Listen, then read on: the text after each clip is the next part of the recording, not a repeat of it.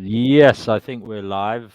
Hello to everybody who has tuned in and who might watch back later. Been asked to do this, so yeah, here I am. I have a few people here, somewhat concerned with various things going on, or um, things that have happened in AN and Efilis circles. I have Andrew here. Andrew, would you like to introduce yourself? Hello, everybody. My name is Andrew. Okay. And Andrew does have a YouTube channel for those of you who are Oh, yes, yes, interested. He's got some interesting music yes. there and some kind of meandering monologues that are quite yeah. Ineffectual whinging. Yeah. And there's somebody here who seems to be like a modern day female version of Lazarus. She's come back, and is the friendly antinatalist. Hello. How are you doing? I am doing okay. How are you doing? Well, nobody's ever given a shit before, so why should I bother? But I'm okay. I'm okay. And I believe SG is a way of abbreviating Steve Godfrey, Indeed it is. Good morning. Kia ora, ohayo gozaimasu. and I believe that's Maori stuff. Or is that Maori Japanese? da. Is that Yeah, Japanese or Maori? the second one was, yeah. Right. Okay. I'll take your word for it. And we got Kirk here. Kirk from the Antinatalism Facebook group. Kirk, is it Kirk Waller? Isn't that right? Yes, sir. It's a German name. Okay. Sorry to hear that. No, I'm only joking. Right. Guys, you asked me to do this. Yeah, I mean, I didn't really want to do it, but it's also something I feel is important to do at the same time. Talking about things that are pretty uncomfortable, ongoing situations, ongoing concerns.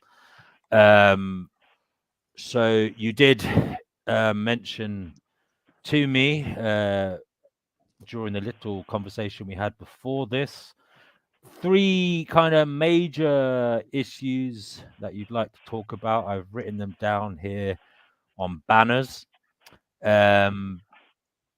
So will we go right ahead and talk about these individual kind of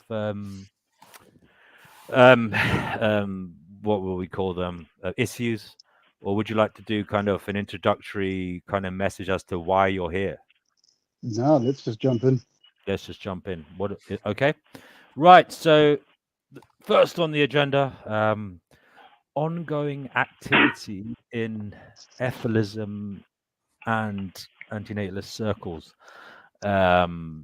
Right. So the floor is yours. I'll mute myself. What is it exactly that is concerning you? Maybe I don't know who wants to go first, or we just go clockwise from Andrew, or do you have any better suggestion? I'd like to hear from Steve, like what I hear some of the points that he Okay. wants to bring up, so that we can go from there. If that's all right. Yeah, that's fair enough. I mean, I'm the demon that's basically. Well, maybe I should say all the things, all the different issues that you guys came up with.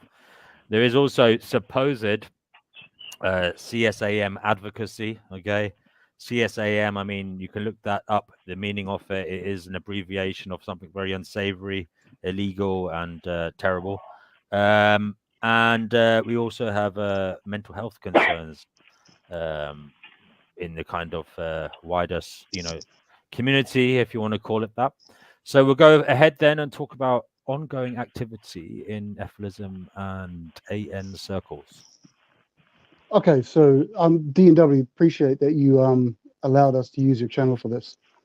It's very kind of you. I think you do a very good thing with your streams and allowing people to come on and talk, and it's a good thing, man. You do a good thing for the so-called community, as it were.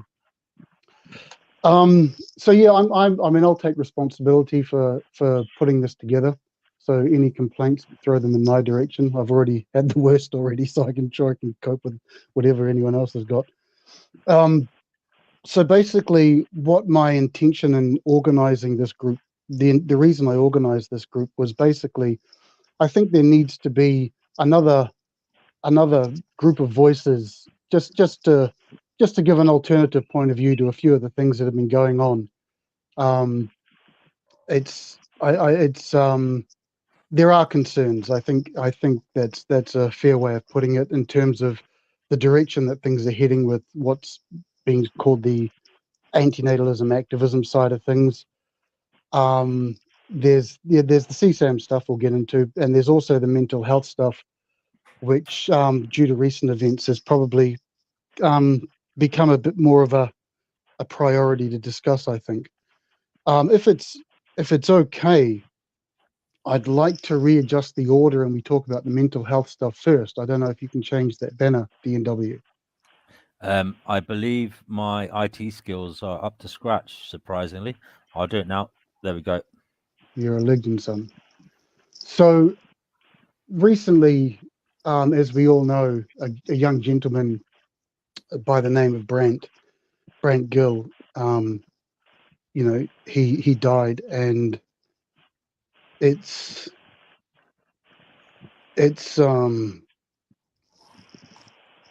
wow, it's kind of hit me a bit differently, this one. And so, but it's kind of brought to the fore, I think. There is something, I don't know if, there is a discussion that needs to be had about the fact that in the past 13 or so months, there's been at least 5 people that I know of who are connected to this scene who have unfortunately unalived themselves. And I am very concerned about that. That's more than chance, basically.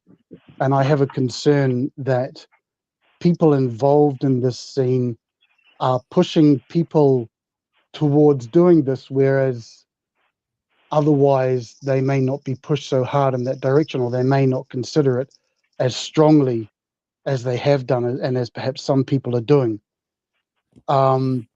So to jump right into the deep end of the pool, one of my concerns is that there's a cohort of people who are on the pro-mortalism, right to die, right to no longer exist side of things, who are putting themselves out there as right to die activists, or in support of being able to self-delete, having the autonomy to do that, which myself, I do agree with in principle.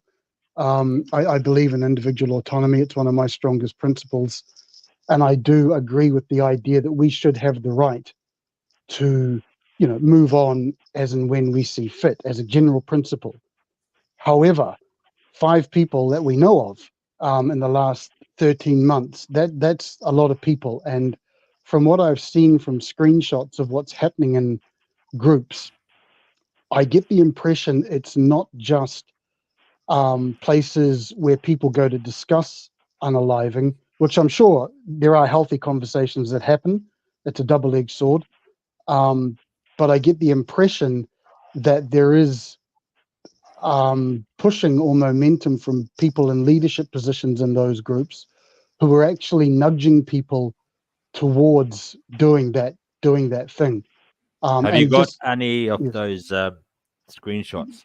I have. Do you want me to forward them to you? Well, you're allowed to share your screen. I don't know if, obviously, I wouldn't share it. I can't share my screen. I don't know how to use Android. Oh, right. Okay, but listen, when this comes up, I can read them out or something.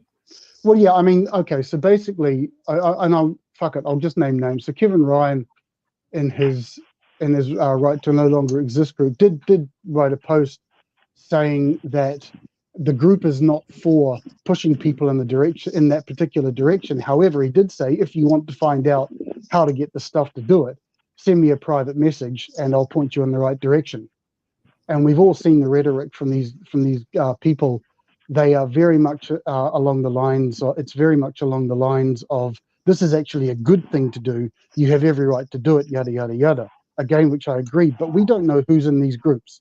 There's no medical professionals. There's no accountability. There's no process or anything like that. There could, for all we know, it could just be young people who are underage, minors going in, who are just really angsty, as we all were when we were going through our teenage years, going through puberty, going through all that stuff, massive changes in our lives. And then they get this rhetoric, they get bombarded with this rhetoric that maybe it's a good thing to do. And my concern is that there are vulnerable people being exposed to this kind of stuff who probably shouldn't be. And I think there's something wrong about pushing people in this direction when at the end of the day, they're just strangers on the internet that you don't know about, and you're not qualified to make any comment about their state of mind whatsoever. That's I wanted to just say, you named someone there. This is obviously you've read these things, so I'm sure you looked up and. Oh yeah, anything I name, I've got evidence for. I mean, the screenshot has his name on it. So now, what about? Have you done any research? Are there other groups in a similar vein, like on Facebook? Yeah. I mean, there is a thing called Facebook standards. I mean, I think it's quite a low bar, but aren't there like rules and kind of stipulations? Well, there are rules, but from what I've seen, there's a push to sort of these groups find a way to get around the rules. Like, you can't advocate directly, but you can. There's like, was it sanctioned suicide? And maybe Dana has more information about this. The sanctioned suicide, as I understood it, had little codes where you could point people in certain directions. So there's ways around these standards. Okay. I'm sorry, I'm ignorant about this. I've never heard of. Is it sanctioned suicide? Is that what you call it? The group? Yeah. But I mean, maybe Dana, you want to jump in here? Maybe you know more about that than probably any of us, I guess. It's a public. It's just it's a forum, like a message board. It started on Reddit. I think in the late teens. And there's been a lot of pretty prominent media coverage. New York Times did a big thing on it. It has been directly linked to a few deaths that they can prove. And there's more stipulated. It's really hard. It's really hard to guess or to do. But there are a lot more threads. Like, they have goodbye threads, and there's a lot of people that do come and they'll have like a few posts on their goodbye thread, and then they don't have any more activity again. So you could take that as you will. Yeah. I mean, yeah. And also that group. So because I understand in the UK now it's been made because of Ofcom, the new laws introduced into the UK. That site is no longer available there. But that's a tangent. But I understand that there was a strong in that SS group. There was a strong antinatalism, Efilism affiliation. They made a point about that in there was a post, I think, on their homepage that made the connection very explicitly clear. Right.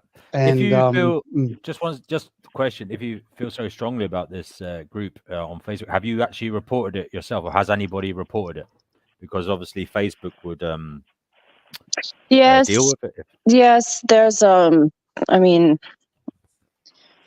there's been several, I guess you could say, like cancellation campaigns, like on Twitter and whatnot, to try and get it taken down. But it does operate within the confines of the law, ostensibly. Yeah. So. But now I just want to say, there's no evidence at all, is there, that Brandt was in this group? No. The point. Okay, so let me zoom out. So I don't know. I don't know specifics about that. My concern is that within this, and I use the word community, but in kind of inverted commas, there is a contingent of people who talk about this as though it's a good thing to do, and there are young people. I'm worried that there are young people who are being overly influenced by this kind of talk, and who are in vulnerable states of mind, where they may be pushed further enough along the track, and that this is just something that I think needs to be raised, because there's a lot of within this kind of scene, to die stuff, yada yada, which is okay. I get all that, but there's a darker side to it which I don't think is being addressed properly. I mean, personally, I have the view that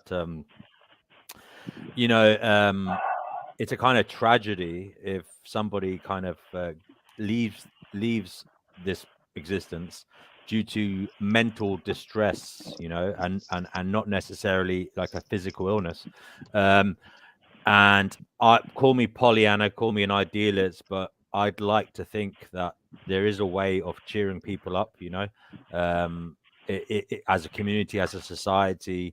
A lot of suicides happen because of isolation,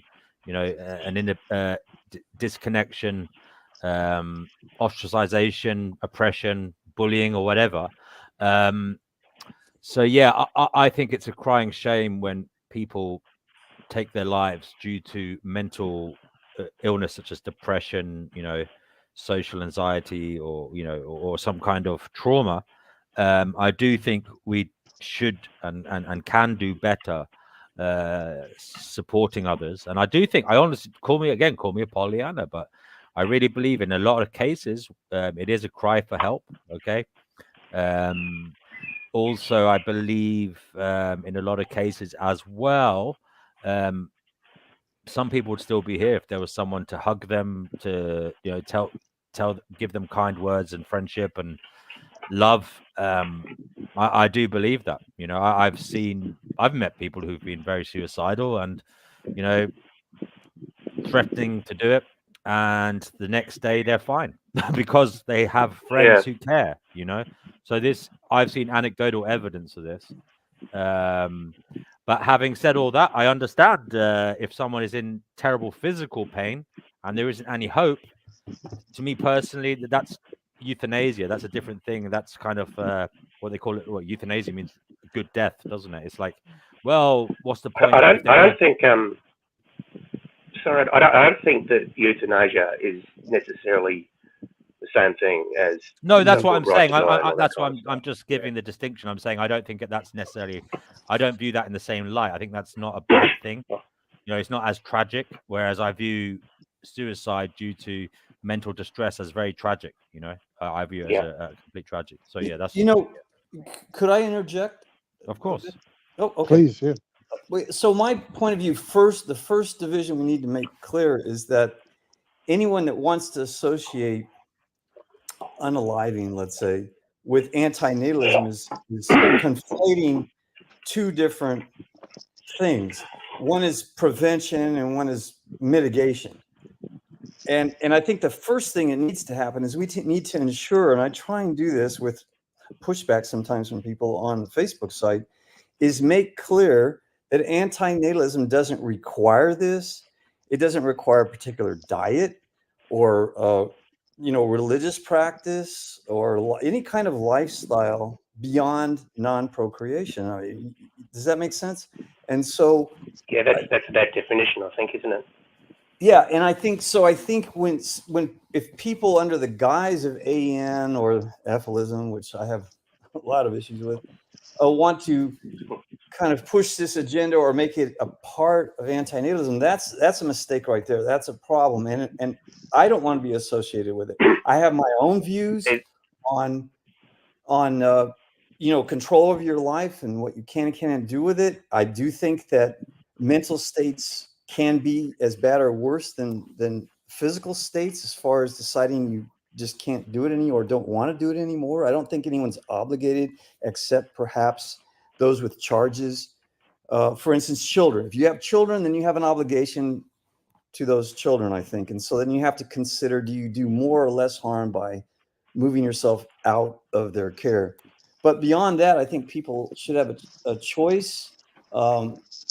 And I think a lot of times a lack of good, healthy self-esteem sometimes is a problem. That's a whole discussion on its own. I think there's not a lot of that going around, unfortunately. And as a professional educator or retired educator, I saw on a daily basis 100 plus young adults from usually 14 to 18 years old. And so I saw them go through these issues, and I had mine when I was going. I still sometimes struggle, but there's not much good information about how your mind works and when you are depressed, it usually means that your view of reality doesn't match reality, and there are things that you maybe can't control in your life, whether it's just the state of the planet, people in it, or your local situation because you're being bullied or abused. So sometimes, you know, it is tough, but I think a lot of times what's offered in mental health is really it's a misnomer, because all they're trying to do is just trying to keep you here under false pretenses. So that's another discussion. But the key point I wanted to make is we should not allow people with other agendas, lifestyle choices, what I call them, whether it's diet or abortion or anything that you may or may not be for or against. It has nothing to do with the preventive nature of antinatalism. That's the key point. Yeah, I get that. Now I'll just play devil's advocate for a moment, because I have heard certain, you know, prominent figures in the Efilism community saying, actually, it's not a good idea to kill yourself, because then there'll be no one around to spread the message, as it were. So that is something that may be given as a rebuttal to all these concerns. What do you say to that? There's all you have to do is go on the Reddit site, and you can see tons of posts glorifying it and completely contradicting that with very little pushback. Yeah, the masses, what they talk about in the Reddit group is not what they're saying. Right. Okay. In any case, if someone's saying to you, you know, you've got to keep yourself alive for this specific purpose, I mean, the easiest rebuttal to that is just get fucked. Basically. Right. And anything else to add, folks, to that? Thanks, Andrew. I think that pretty much sums it up. Moving on. Oh yeah. I mean, yeah, this sort of urgency, I mean, you know. Yeah, no, I absolutely hear. I agree with you. It's something that, you know, a couple of things that Kirk touched on about the antinatalism being associated with these things. They are. There is a push. There is a deliberate push to associate antinatalism with promortalism, with Efilism, yada yada. We'll get into later. But with an example of that is Antinatalism International, or whatever it is, like on the website. They've got a link to some pro-mortalist stuff on YouTube. Guys, is it all right to? There's a comment here from D Prophet. He's one of the kind of anti-antinatalists, anti-Efilists. He's a raging pronatalist. And he says antinatalism and Efilism are quick paths to suicide. They are toxic ideologies when taken to their extreme, and can only end in death or complete despair. There is nothing positive in antinatalism. Would any of you like to? We have a positive antinatalist group in Facebook. I'll have you know. Yeah, I'll jump on that. This is a result of people pushing for Efilism and antinatalism to be considered the same thing, and promortalism to be associated as well. Everyone, there, like I say, I'm going to say it again. There's a push to group these things into one thing, and that's then you get people like D Prophet who justifiably say, well, antinatalism and Efilism lead to this inevitable outcome because of all this nonsense that's happening, pushing them together. You know what I'd like to say is that the truth is hard, and a lot of people will try and deny the truth of existence and the stress and struggle and the terrible things that happen to people or living entities. And it takes courage to live, and it takes courage to understand what you can and cannot do about it. And I think you should always have the autonomy in general to decide, I don't want to play anymore. But it's not antinatalism. And I think that, again, trying to push those together is what leads people confusion, like this commenter here is confusing the two. And if you think that antinatalism leads to death, then you're completely confused, because it's pronatalism that leads to death, not antinatalism. Antinatalists, the never existent, never die. So I think it's a misunderstanding. Yeah, go ahead. I would agree. I would agree that there's nothing positive in antinatalism as far as that goes. But as you're saying, and as other people have pointed out, antinatalism is not pro-mortalism. it's not saying the same thing.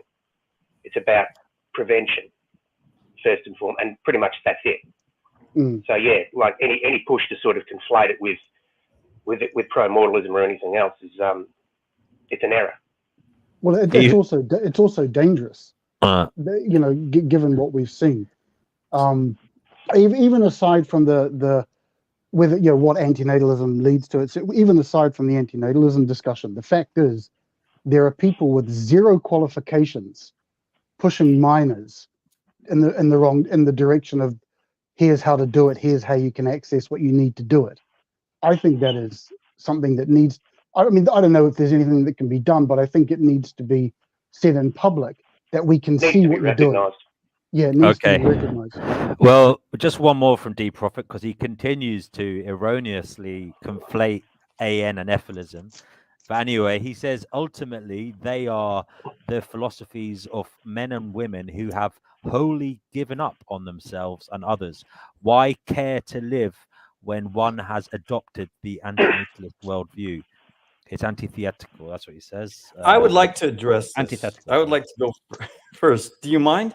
Yes, go ahead. Because, you know, I get this type of thing in the Facebook group, and the point is you have to understand that we're here without our volition. We were brought here without our permission, and then you have to decide. So basically, when you're brought here, you are then addicted to life. You know, you're hit on the back to breathe, and then you're fed food, and here you go. So you're off.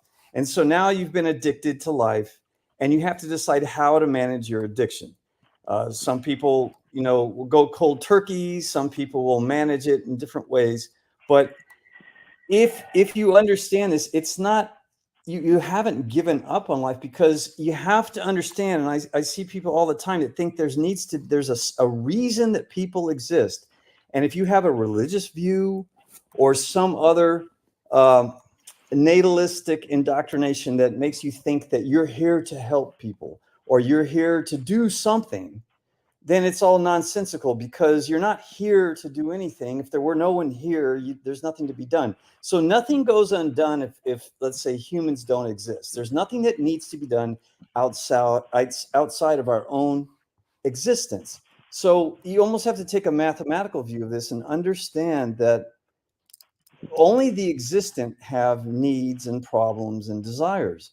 So when you don't exist, you don't have any of these needs or desires. So once you're here, how you manage that is up to you. There's nothing to give up on, because your life, in a sense, has no purpose beyond that which you want to ascribe to it. And you've decided that the suffering and pain and effort is no longer something you want and never did perhaps want from the very beginning, then that's up to you. And so I think these people have this push, like this gentleman, or I guess, or whoever, this commentator has basically assumed that there's some purpose to existence. And that's their fundamental presumptuous mistake.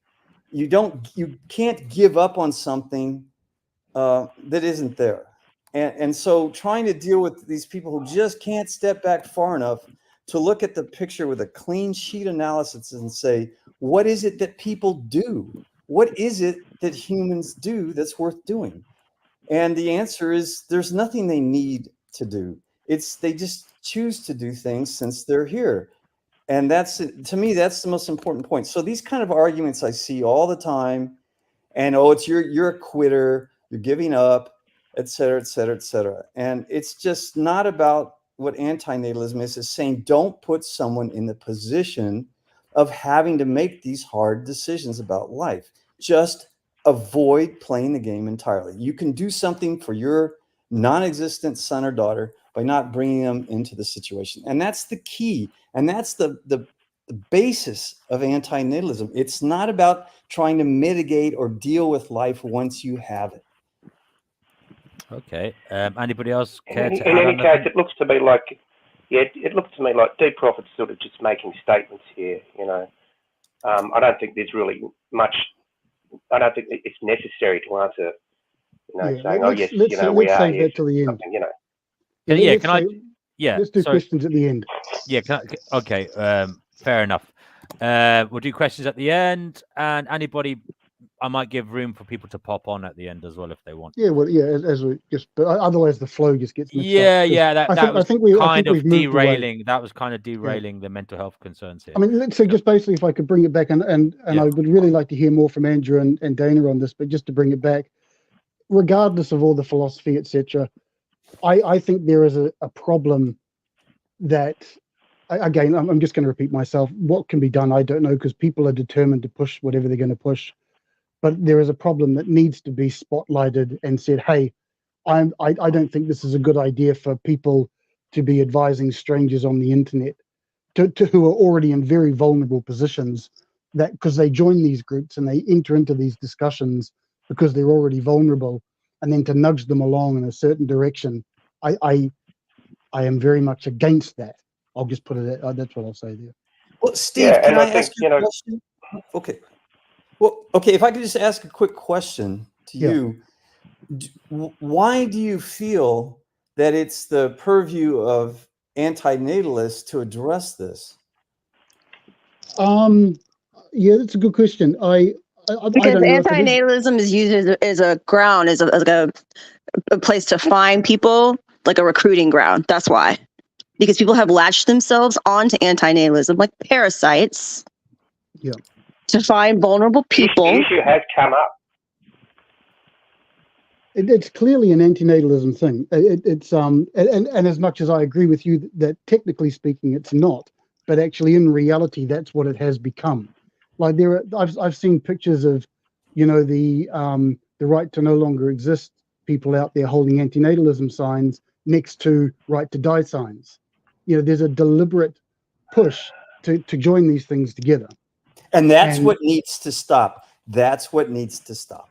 Okay, so that answers your question then. Yeah. There needs to be. I mean, again, there's nothing physically we can do to stop this, but I think it's important to say I can see that, we can see that, and it's really bad. Like I think it's a bad thing online. I'm just going to repeat myself. Strangers online, you don't know their states of mind, you don't know their age, you don't know their situations, and you're nudging them along in this direction. That's got to stop. I don't know. But Andrew and Dana, I mean, I've held this. Go. That's okay. All I wanted to say is that there has been, from what I can see, a lot of effort to distance antinatalism from any kind of pro-mortalism thing. You see this in, like on the Reddit pages, they'll sort of mention, in the rules and stuff like that. So there is a lot of concerted effort to at least make that point. And it's a point that's being made over and over again. But the problem is the point just doesn't seem to be getting through. I think, I thought with something like antinatalism, initially it's a one way of putting it is it's a criticism of life itself, and in some ways I think it's a kind of a slippery slope, to use that dreadful metaphor, towards well, if we're saying that life isn't worth beginning, can we not say that life is not worth continuing? And this is because this is something that people outside of antinatalism, it's usually one of the first things they say. So trying to make the distinction, I can see why it's hard, and I can see why people, I can see why people sort of conflate the two, antinatalism and pro-mortalism. But don't you think it's let's say heroin. It's much better to not be addicted to heroin, right? But once you're addicted to heroin, what you do to deal with that situation, can you get off of heroin? Do you just become a methadone addict? Do you end up dying, just like we do, addicted to life? Eventually you kind of grow old, you look terrible, and you have some problem and you die. And that's what life does to you. That's what heroin will do to you. So I think, again, the mitigation versus the prevention. And if we don't make that clear, it's the same problem I have on the Facebook site with people trying to marry diet with antinatalism. Diet is something you do for people that are here now, and how you might try and mitigate suffering. And I have my views on that, whether it actually works very well or not. But it's not a requirement of antinatalism. It's not even an association with antinatalism. It shouldn't be. Yeah, Kirk, the point I was making, I know, but what I'm saying is, I can see why some people wouldn't make a tenuous connection. I think it's a fair connection, Kirk, in many ways, because if you view life, the creation of life as reprehensible or wrong, well, then as a human, should you create other sentient beings? Well, for example, in farming, should you be an advocate for artificial insemination, or the breeding of animals so that you can eat them? I mean, when you eat animals, you by default are encouraging breeding of them. I mean, to me, I see as there is a connection there, and it's quite solid. But you disagree? Well, what I'm saying is that once you're here, you're going to cause suffering. That's the one problem with it. You endure suffering and you cause suffering. If you eat vegetables, you are killing tens of thousands of animals to get that vegetable to your plate. And it's a fact. And there may be things you shouldn't do. Maybe don't take air flights, maybe don't use your car, don't have a cell phone because of plastic and all the server energy use. And it just goes on and on. But people, when they're here, especially humans, since they're so good with their hands and their minds, have created this unsustainable situation that causes massive amounts of suffering to all types of other sentient beings, including humans on the planet. So trying to pick and choose different band-aids, that's up to each individual and what they can and can't do personally, financially, based on their environment. I mean, some people may only have deer they can kill to eat, and that's it. They don't have access to Californian grown oranges. So that's just all once you're here trying to figure out how can I get through life, trying to minimize the suffering I cause and the suffering I endure. But, bears eat rabbits and we don't fault them for that. So right. It's a matter of saying, gee, the most important thing, and really the only thing I can do, is prevent the situation in the first place. That's a guarantee. Everything else, really, in my mind, are feel good. I think that's been pretty well established. Yeah. To be honest, I mean, getting back to the mental health thing. Yeah. Why I mentioned that about antinatalism is because, and I believe I've seen this quite a few times, it can be attractive to people who are just flat out not feeling well. Yep. Emotionally and mentally. I remember one of the first antinatalist forums I was on, and Steve, I think you were on that for a short while. There was this, I remember a thread was started by someone, I don't know who, and all the posts were, I'm in pain, I can't stand it anymore, I don't know what to do. The rest of us on the forum made all these efforts to try and talk to this person. We did what we could, and then the post stopped, sort of like what Dana was mentioning before. Antinatalism, by its nature, I believe, will attract people who feel like this.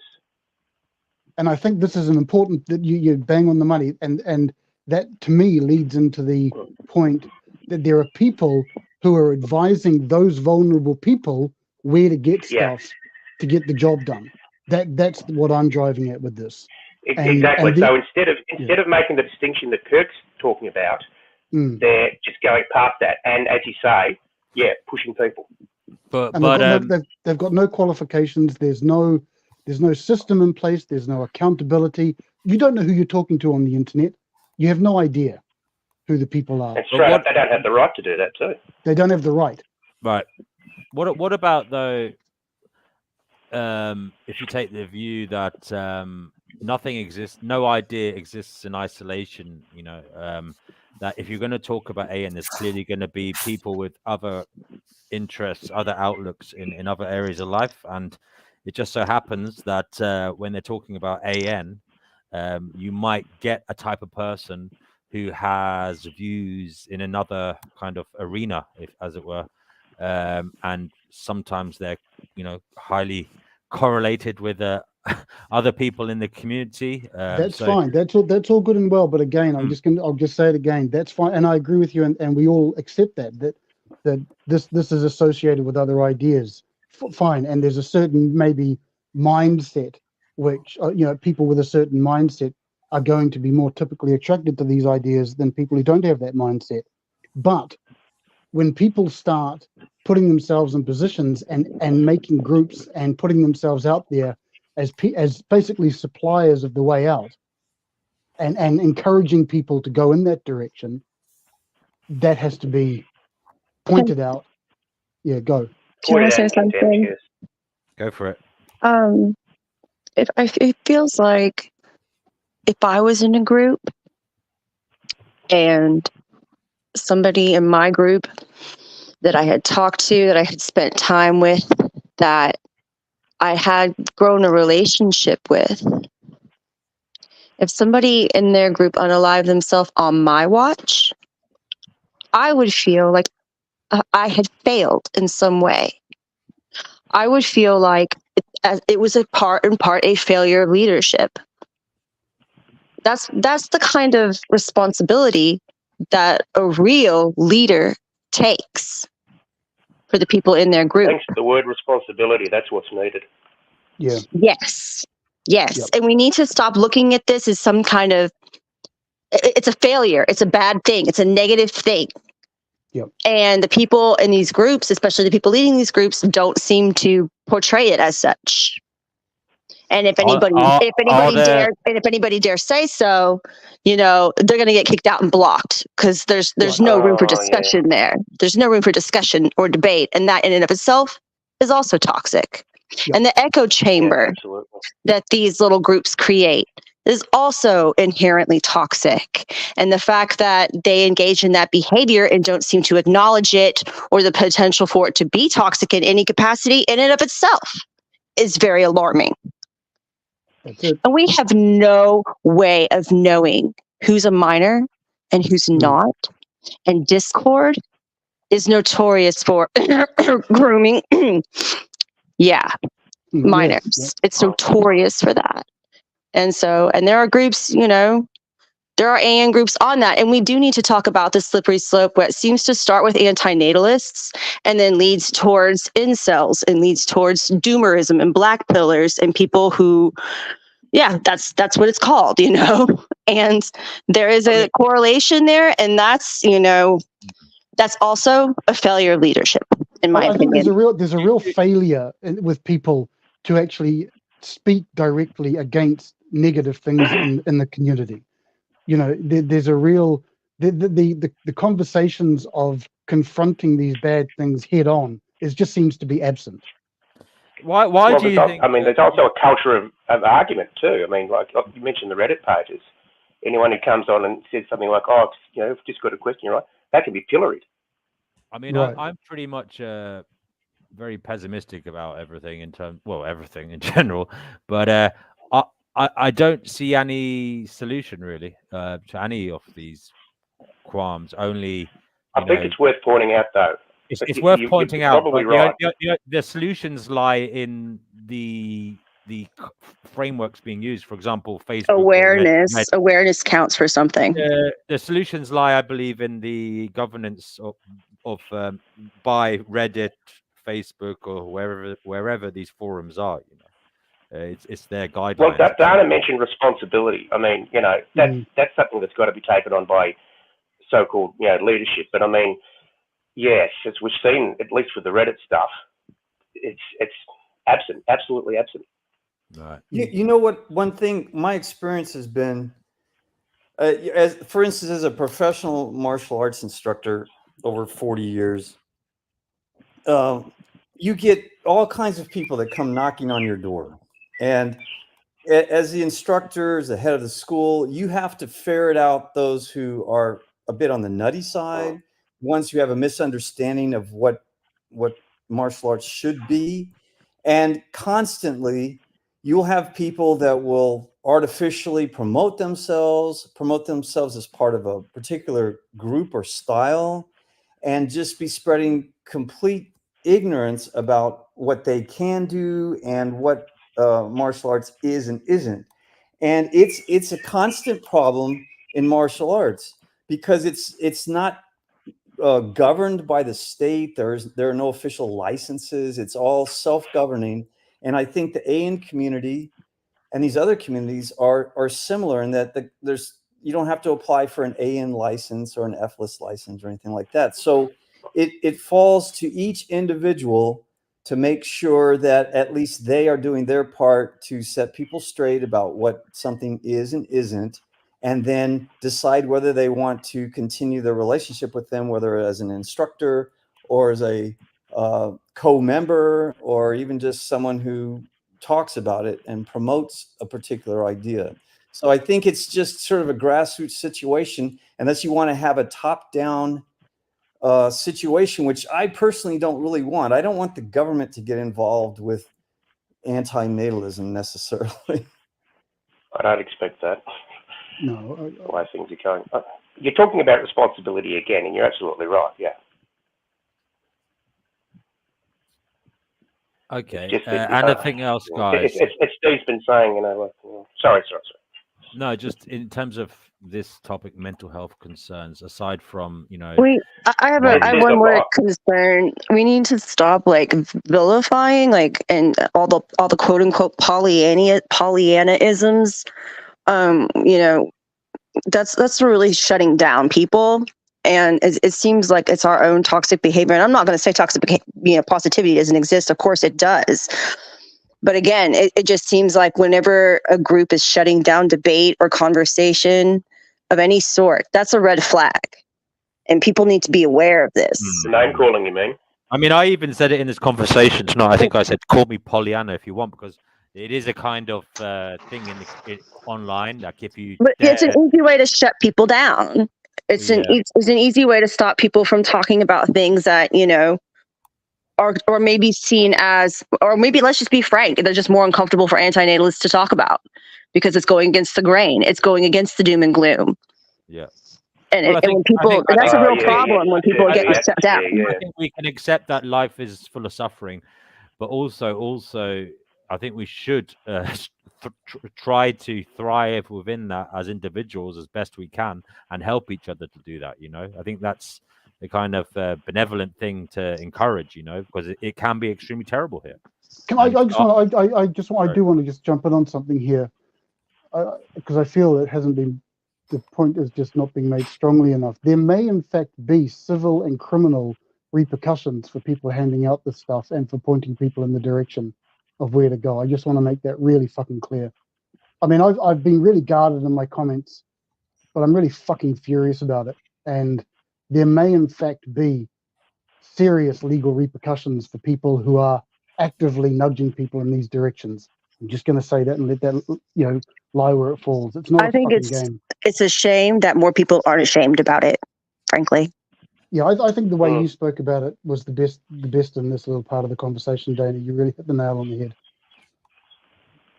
So anyway, yeah, I don't know. Is that part of is that are we done on that? Oh, actually, seeing as you're all so concerned about mental health, do you have any tips for people who might be suffering from mental health problems, you know, depression, stay whatever? Off the internet. Stay off the internet.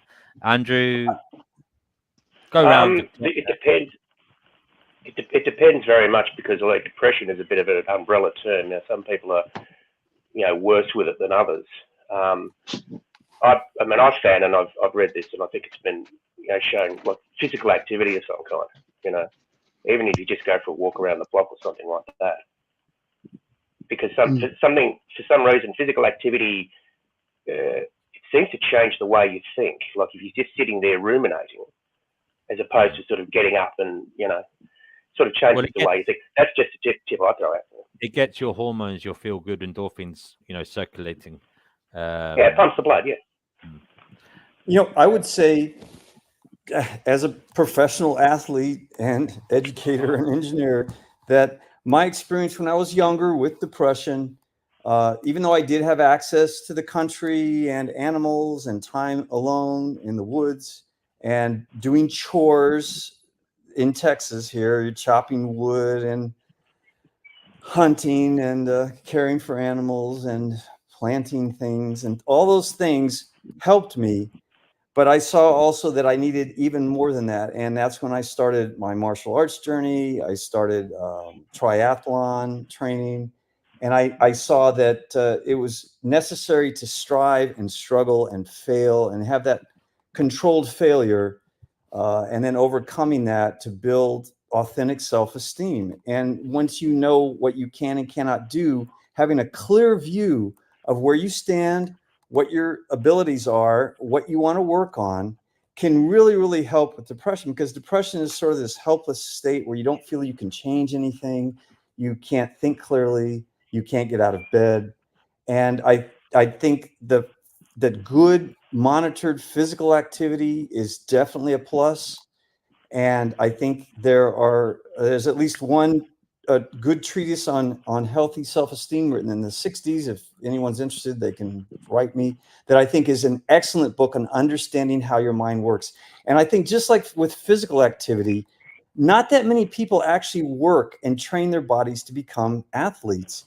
And you can see the difference between an athlete and a non-athlete, and that's their choice. But when you understand how your body works, it does affect your mind. And the reverse is true. The difference is you can't usually, unless in severe cases, immediately tell whether someone has spent the time to exercise their mind properly. So are they mentally healthy? And it takes work, daily work, a lifetime of work to maintain a good, positive, healthy self-esteem based on reality, based on your true understandings of what you can and cannot do and how you interact with other people. So that's the whole thing. And teaching young people, I saw young people that had the intelligence, but they didn't have the self-esteem to move forward into college or into their adult lives. And it was sad and a tragedy, but as a teacher in the public system, you have about 1 to 2 minutes per day per student. You need much more time to get them on the right track to, regardless of their current environment, to start working on themselves to build authentic self-esteem. And I think this would really help a lot of people if they understood how their mind worked and the relationship between physical activity and accomplishment, mental activity and accomplishment, diet, those kind of things. And I think there's just a real deficit in public school instruction in those areas, which to me is fundamental. You can't be a good doctor, engineer, physicist, anything you want to be if you don't have a good mental outlook on all the work that you're going to need to do to achieve that. So I think it's a failure of parenting. It's a failure of our educational systems, and it's an overall failure in society to truly understand that happiness should not be a goal.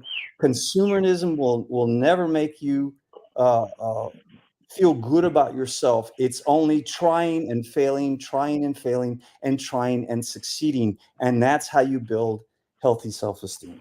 Okay. So that's what I would have to say about mental health in general. Okay. Thank you. I think that's all. I think that's all good and well, and I agree with everything you said. And maybe that comes with experience and age. But I think one thing that I think is important is that we do acknowledge a lot of broken people are attracted to the antinatalism spaces, and I get the impression that the in-group culture, it encourages the idea of transmuting your brokenness into some kind of virtue. And if your identity as a virtuous person is grounded in being broken, then people don't have any incentive to get well. And I think that those two things need to be split. We have to acknowledge that being broken is not a virtue. And once you start spiraling down that spiral, if people are nudging you in a certain direction, it gets dangerous. Yes, but at the same time, here, that I completely agree. That's very, very good point to make. At the same time, I feel it is important for people on the margins of society, people who've had absolutely atrociously awful lives or feel they have, to be able to voice it as a kind of. But this gets into maybe like the group that Danny Shine started on Discord, where people can go and talk. No, I know that's a kind of private group. That's kind of okay. But the point is that's a positive move. That's a positive move in the right direction. It's not pushing people in the other direction. That's the difference. If you want to illuminate why people should be, for example, antinatalist, is it not good that people who expressed that they've had awful lives give anecdotal evidence of such to kind of show people how bad it can be? I don't know what the relevance is to what I just said. I'm just saying that being broken is being broken. It doesn't make you more virtuous. And if No, people no, are no. trying It doesn't make you more virtuous. No, but do you not see that it could be beneficial in terms of expressing one's terrible plight in life? It may help I think others there's two ways to go with that, come to because antinatalism. I know you've had people who say when they've discovered antinatalism that it's helped them because it's helped to confirm their own biases and feelings, and they're able, and as you say, they're able to express that in spaces where other people were, instead of telling you to cheer up, they're saying, yeah, I understand what you're saying. So I think you're right about that. The problem is, and again, I suppose, slippery slope, it can get too much into there's sometimes when it seems to me that people are trying to have a competition to see who's the most miserable. Right, fair enough. So we yeah. have Andrew, Steve, Dana more or less in agreement there. Kirk, do you have a view? Well, I think that the self-esteem issue is what needs to be addressed. And I do think that if you want to think in a bigger picture, just like with natalism serves most industries and organizations in the world on a short-term basis. It's a short-term mentality. Businesses need consumers, governments need taxpayers and soldiers, schools need students, churches need acolytes, right? So there's this underlying natalism that exists, and it's pushed. And it also serves these businesses. I do all the work in my house. I grew up on a farm, and we had to do it ourselves. And I can't afford to pay the ridiculous prices for a plumber or an electrician. And I learned how to do those things, and I taught myself how to do those things. And being able to do that is the opposite of what the businesses want, because they want you to have to hire a plumber at $250 an hour to come and change the flapper in your toilet. So learned helplessness is something that's taught. And I see all these young people, which makes me so sad, with their heads down, staring at their palms, walking around, and they can't actually do anything. And it's the ability to do things that can truly help self-esteem. Fair enough. But Kirk, what about as I said, you are somebody who I believe would like to spread antinatalism, right? Is that fair enough? I think if in terms of the people here, I think Andrew and Steve are more kind of apathetic in that regard, but you would like to spread it. Is that right? You'd like more people to be antinatalist.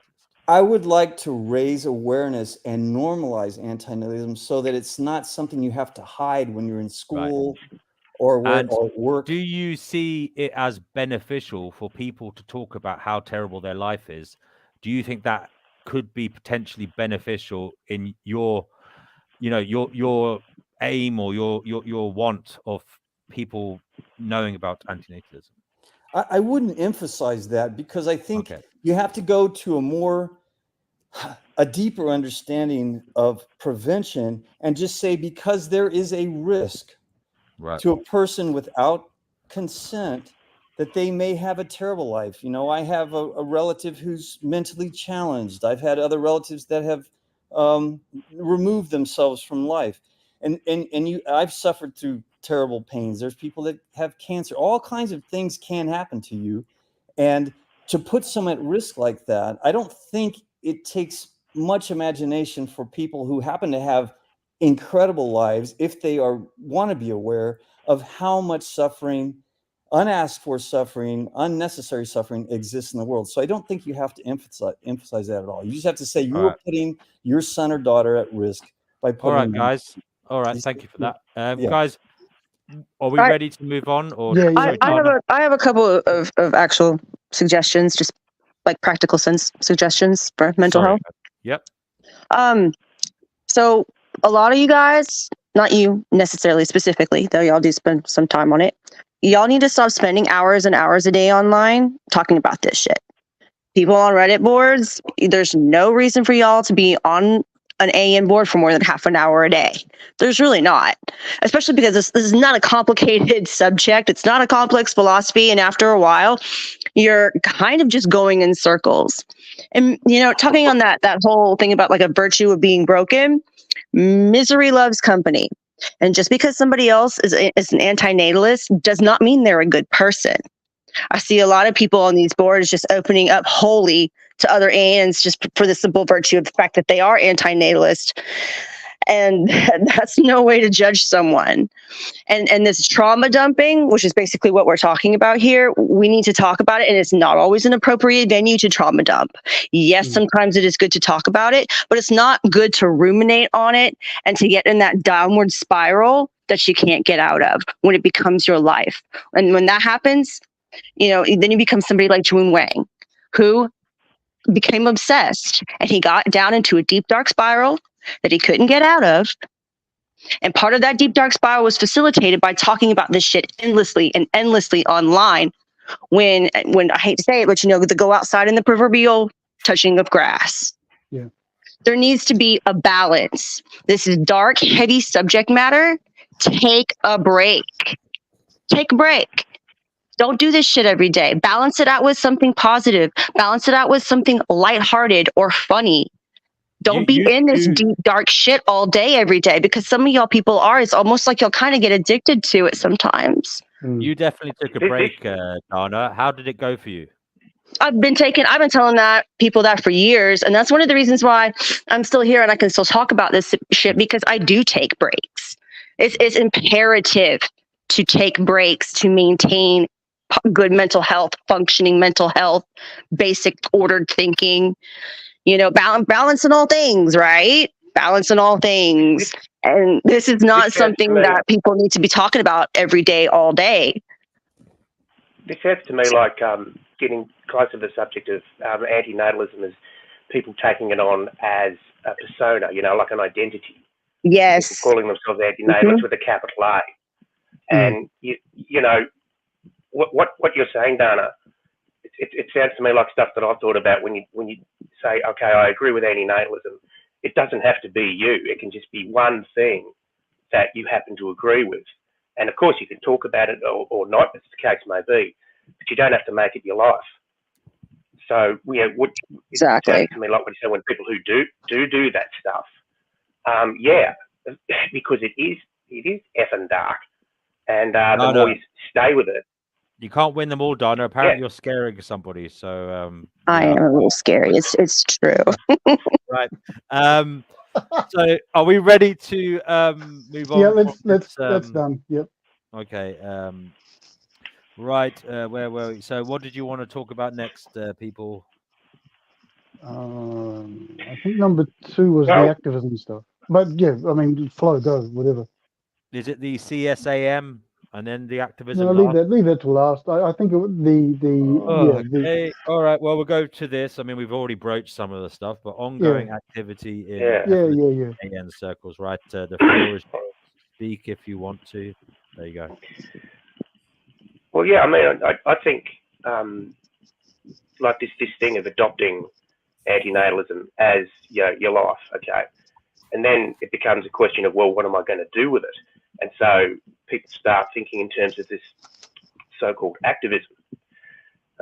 Having done some activism in my time, and I know people who are activists now, I just don't see it that way, So people decide that they're going to go out and be antinatalists, and spread it around and all this sort of thing, and get sort of too involved with it as I said, their identity, their personal lifestyle, and that's, to me, like antinatalism. It only works best as an idea. I don't think it can be anything else, because what do you do with it? Well, what do you actually practically do with it? Something Danny Shine said to me recently was quite interesting, because often antinatalists, as you say, as we've already said on this channel, we kind of walk around in like negative circles, and we kind of talk about dark things and etc. But he said what he'd like to do is turn the table on it and like have a kind of joyful expression of it, like parties and kind of like just more joyful expression of it, like we can chill out now, we've kind of figured it out in terms of for ourselves. So but there's joy to be had still in life, you know what I mean, that you can still I would suggest with that I'd suggest with that like having a sense of humor about it, which means being able to take a joke and as well as make a joke, would be really important if we're going to talk about trying to make antinatalism more joyful. I mean, in a way, though, to me, that's also sort of stretching antinatalism out of proportion. You know, like, it's an idea. You can adopt it or not. You can talk about it or not. But sort of outside of that, you know, trying to really turn it into something, a cause or something like that. Personally, I don't think it really fits. I don't think it really works. I think it's why people are sort of trying to bring in all these other ideas into antinatalism, sort of adding it on, you know, and saying, well, antinatalism is also this, this, and this. I think ultimately antinatalism is actually quite a boring topic. It's just simply the idea that procreation is unethical, or words to that effect. And there's only so many ways you can say that. And if you're going to be trying to, exactly, if your goal is, as you say, turn it into a cause or turn it into a social media vehicle for content, you have to start expanding it and bringing in a whole lot of other unrelated garbage in order to maintain the momentum of developing content. You know, it's or just repeat yourself, which a lot of people seem to like. Yeah. I see. Like Dana was saying, that. that can. Yeah. Yeah. No. Go. Sorry, Andrew. No. Sorry, I made my point. I beg your pardon. I'm just trying to talk with you rather than go. talk over you. Yeah. I got you. No. The microphone jumping across each other. I think Kirk, you tried to jump in a couple of seconds ago. Well, it's just that it's exactly right. Antinatalism is such a simple idea, simply implemented. It doesn't take a lot of money. It doesn't take a big government program. None of those things. And then you can move on with your life and decide, what do you want to do with your life? And you can, put your efforts wherever you want to. And that doesn't interrupt your lack of procreation. It's just, this is a decision you make. I think the key part of content for antinatalism would be basically just making sure that there are people I see daily that have never thought about this principle and just happened onto it by seeing a book or hearing someone's podcast or something, because it never dawned on them they could just stop the process with their own, just very simply, and which amazes me because this seems so simple. But so I think the normalization and the educational aspect is there. It doesn't have to be complex, but there are always new people coming into the system. So I think there needs to be venues by which people can educate themselves on this idea, which many times is very much avoided if you were raised in a very religious environment, or in certain countries, other places, you're not even allowed to even think about something like that.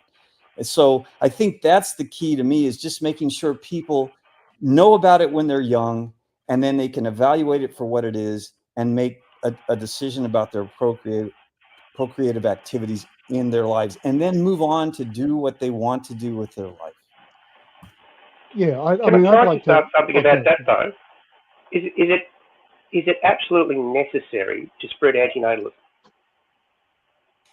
Is it necessary? No, it's not necessary. Sure. I mean, it's just that again, I sort of get a sense of urgency of, talking about telling people, and to me, that's what leads on to a lot of stuff like what they call stop having kids and all this kind of stuff, and then sort of taking it to this crusading extreme, as I say. Andrew, do you think it's necessary to tell anybody about anything? Yeah, good point. But antinatalism, I mean, what I'm saying is, I suppose I might have worded that wrong.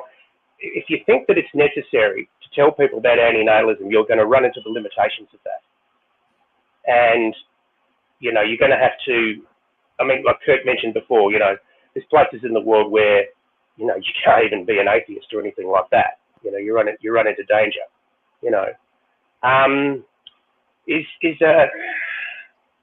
So you reach a point where you can't actually spread it, and I think that's something that needs to be recognised, which is why I guess I was asking, like, is it necessary? Because it sort of gives the impression that yes, we have to break through these walls to educate everyone about this. I suppose that's the activist mindset. This is a good way of talking about activism and the kind of push in some quarters, like, for activism. There's a lot of different activism groups now. Do you want to talk about that? I mean, that's an ongoing thing. Well, I'd like to start that off by saying, and I've said this before in other places, but just pushing back against this recruiting drive to get people involved in activism, or to make it look like something that's a necessary part of antinatalism. I would just like to put it out there that if you don't want to get involved in that stuff, if you don't want to be an activist, if you just want to keep your belief private, keep your opinions about this private, I say good on you. Don't feel guilty. Don't let people guilt you or make you feel like Absolutely. you're not doing things properly if you don't get involved in all these activities. And at the end of the day, all that's really happening in antinatalism activism, Andrew, this is from you. You wrote this a little while back. It's just people with social media accounts. We're calling it activism is something what exactly? I was going to say, what is activism to you guys? Because it comes in many. Activism, as far as I'm concerned, is engaging with other people socially to affect a material social change. I mean, that's how it's with me. That's a fair enough description. Yeah. So you aren't necessarily, but Andrew, I was going to say you're not an activist, but you could be considered an activist because you're an activist to not be an activist. Do you know what I mean? Yeah, I do know what you mean, and I've actually tried to. Yeah, I sort of do kind of balance that, but I think like also the meaning of the term activist is when you ask what that means. As far as I'm concerned, activism is not. One thing I might say is that even being on this little communication is an activist type activity. So I think I don't believe it is. Each person has to choose how they feel they can contribute, and each person comes to antinatalism if they come to it in a somewhat unique and different way. But I do think natalism is definitely a real force. I still encounter people who don't think it is. Elon Musk wants to take away people's voting power if you don't have children, for instance. And he gets press on that. He's mad though. Well, I know, but he gets a lot of press, and especially here in Texas, he's got his rocket ships to Mars. He doesn't seem. I hope he's the first one on his ship, but. And he goes in and buys up huge parts of Texas and builds these cars and just creates all kinds of trouble and pollution stuff. And he's got children. But the point is that natalism exists, and it exists in all areas of society, and children are indoctrinated into it. So I think there needs to be some pushback on letting children have a more clear view of whether they should procreate or not. And I don't think they're really given that opportunity. I was in the school system. I was also a public school student, like probably a lot of you were. And I know that was pushed in so many different ways in almost every activity we engaged in. So you have to really think clearly and beyond what you're taught to come up with this idea that it's an option for you and the consequences of it. So I do think that activism in that sense is necessary, but I think each person can choose how much they want to do. I think I was saying that in jest, Andrew, but I think there's some truth in what I said there about everything almost being activism. Like you are reacting to other people's activism by saying they shouldn't be activists, and you're doing that in a public sphere. So I don't think I'm just okay. Just to be clear, I wouldn't say to people don't be activists. Right. That's right. I'm not about that.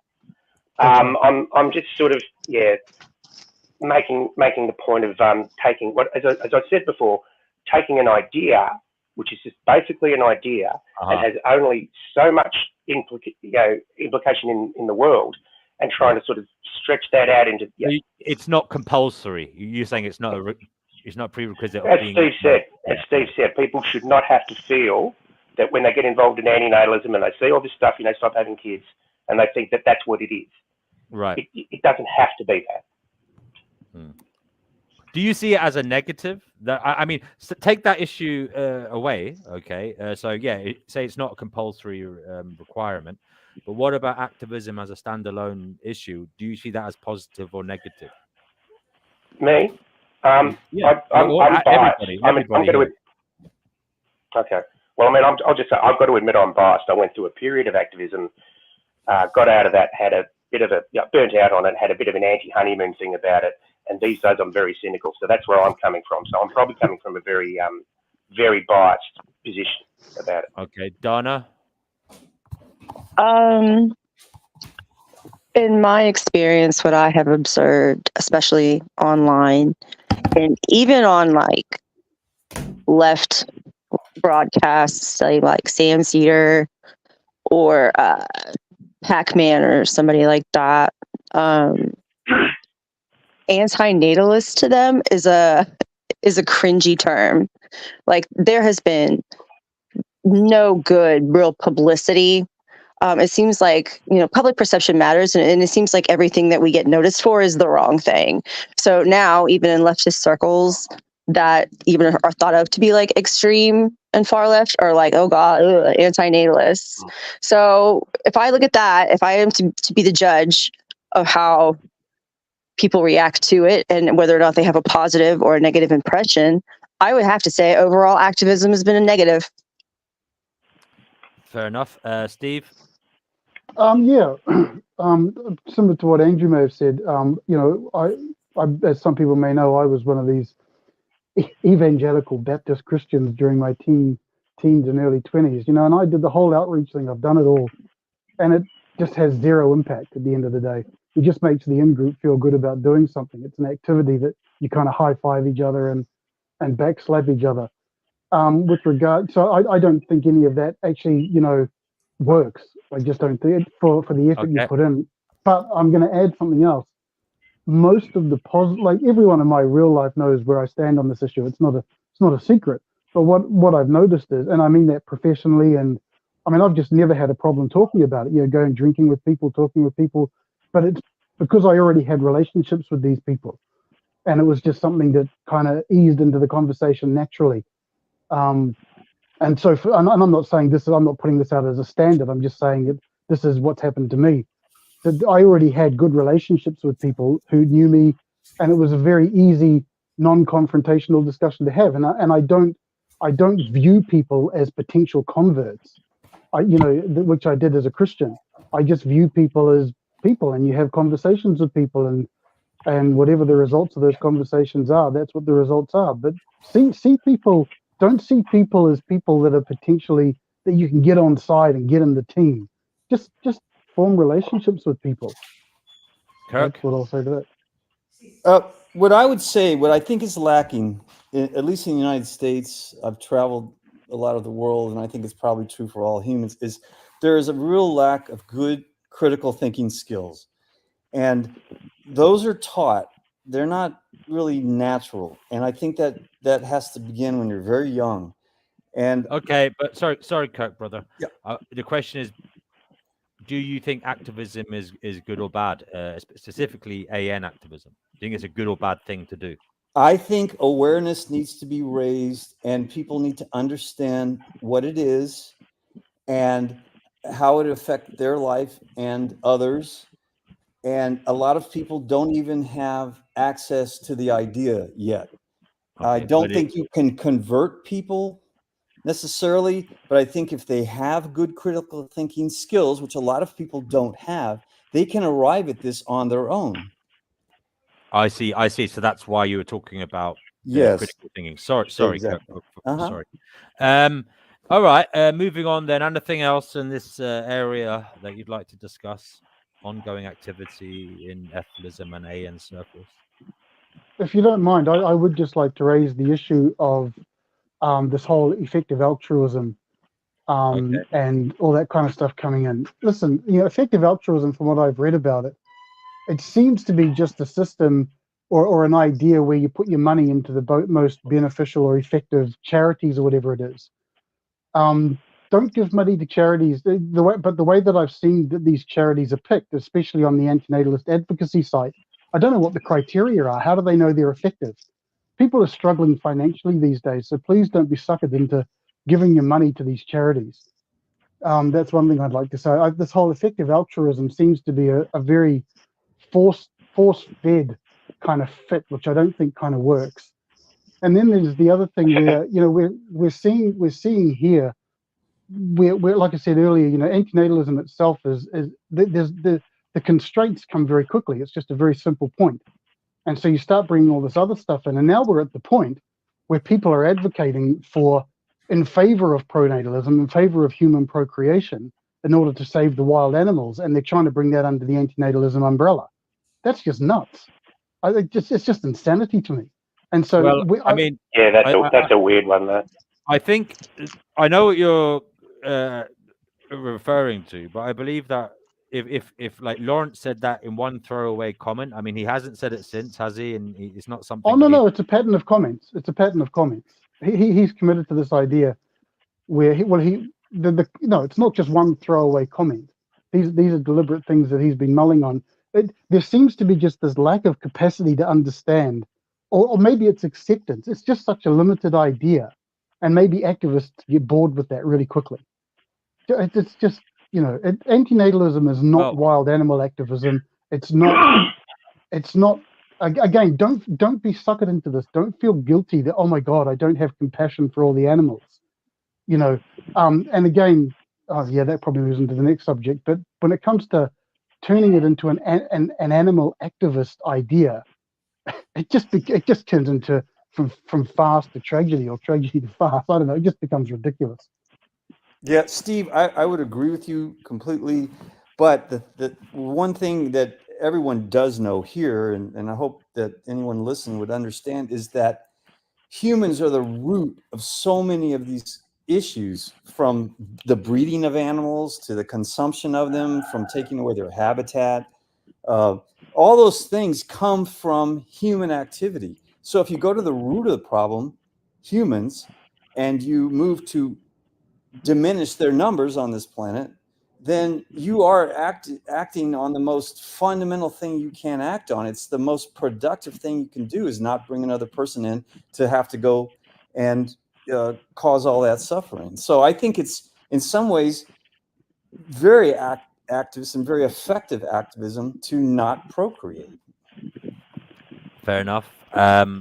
So yeah, going back then to this ongoing activity, you mentioned Godfrey just spoke about the kind of differences in outlook. Anything else you'd like to bring to the table for discussion? Dana, what's your? I think you were talking earlier about black pill, doomerism, incel stuff. Is that something you want to talk about in this area? Or I guess I would just like to add that don't think that for people in the community, there seems to be people, just because somebody is an activist or even an anti-natalist, that doesn't necessarily mean they're a good person, or like they're they are talking in good faith. Yeah. And don't think that having lots of websites and lots of social media content or channels or accounts makes you an activist. That's just. I mean, I can create. We can all go and create 10 accounts and go, look at me, I'm really influential. It's just nonsense to me. It just cracks me up. It's not activism. It's just social media content. I'll leave it there for that. Vegan Equilibrium asks, why isn't Emendum on this panel? I'll be honest, Vegan Equilibrium, I didn't organize this, and I'm really terrible at organization. I've asked Gary for conversations, and I just feel so hurt that he's just refused to even acknowledge me. Right. So yeah, Vegan Equilibrium, you can come on later if you want. As I said, it'll be opened up later on.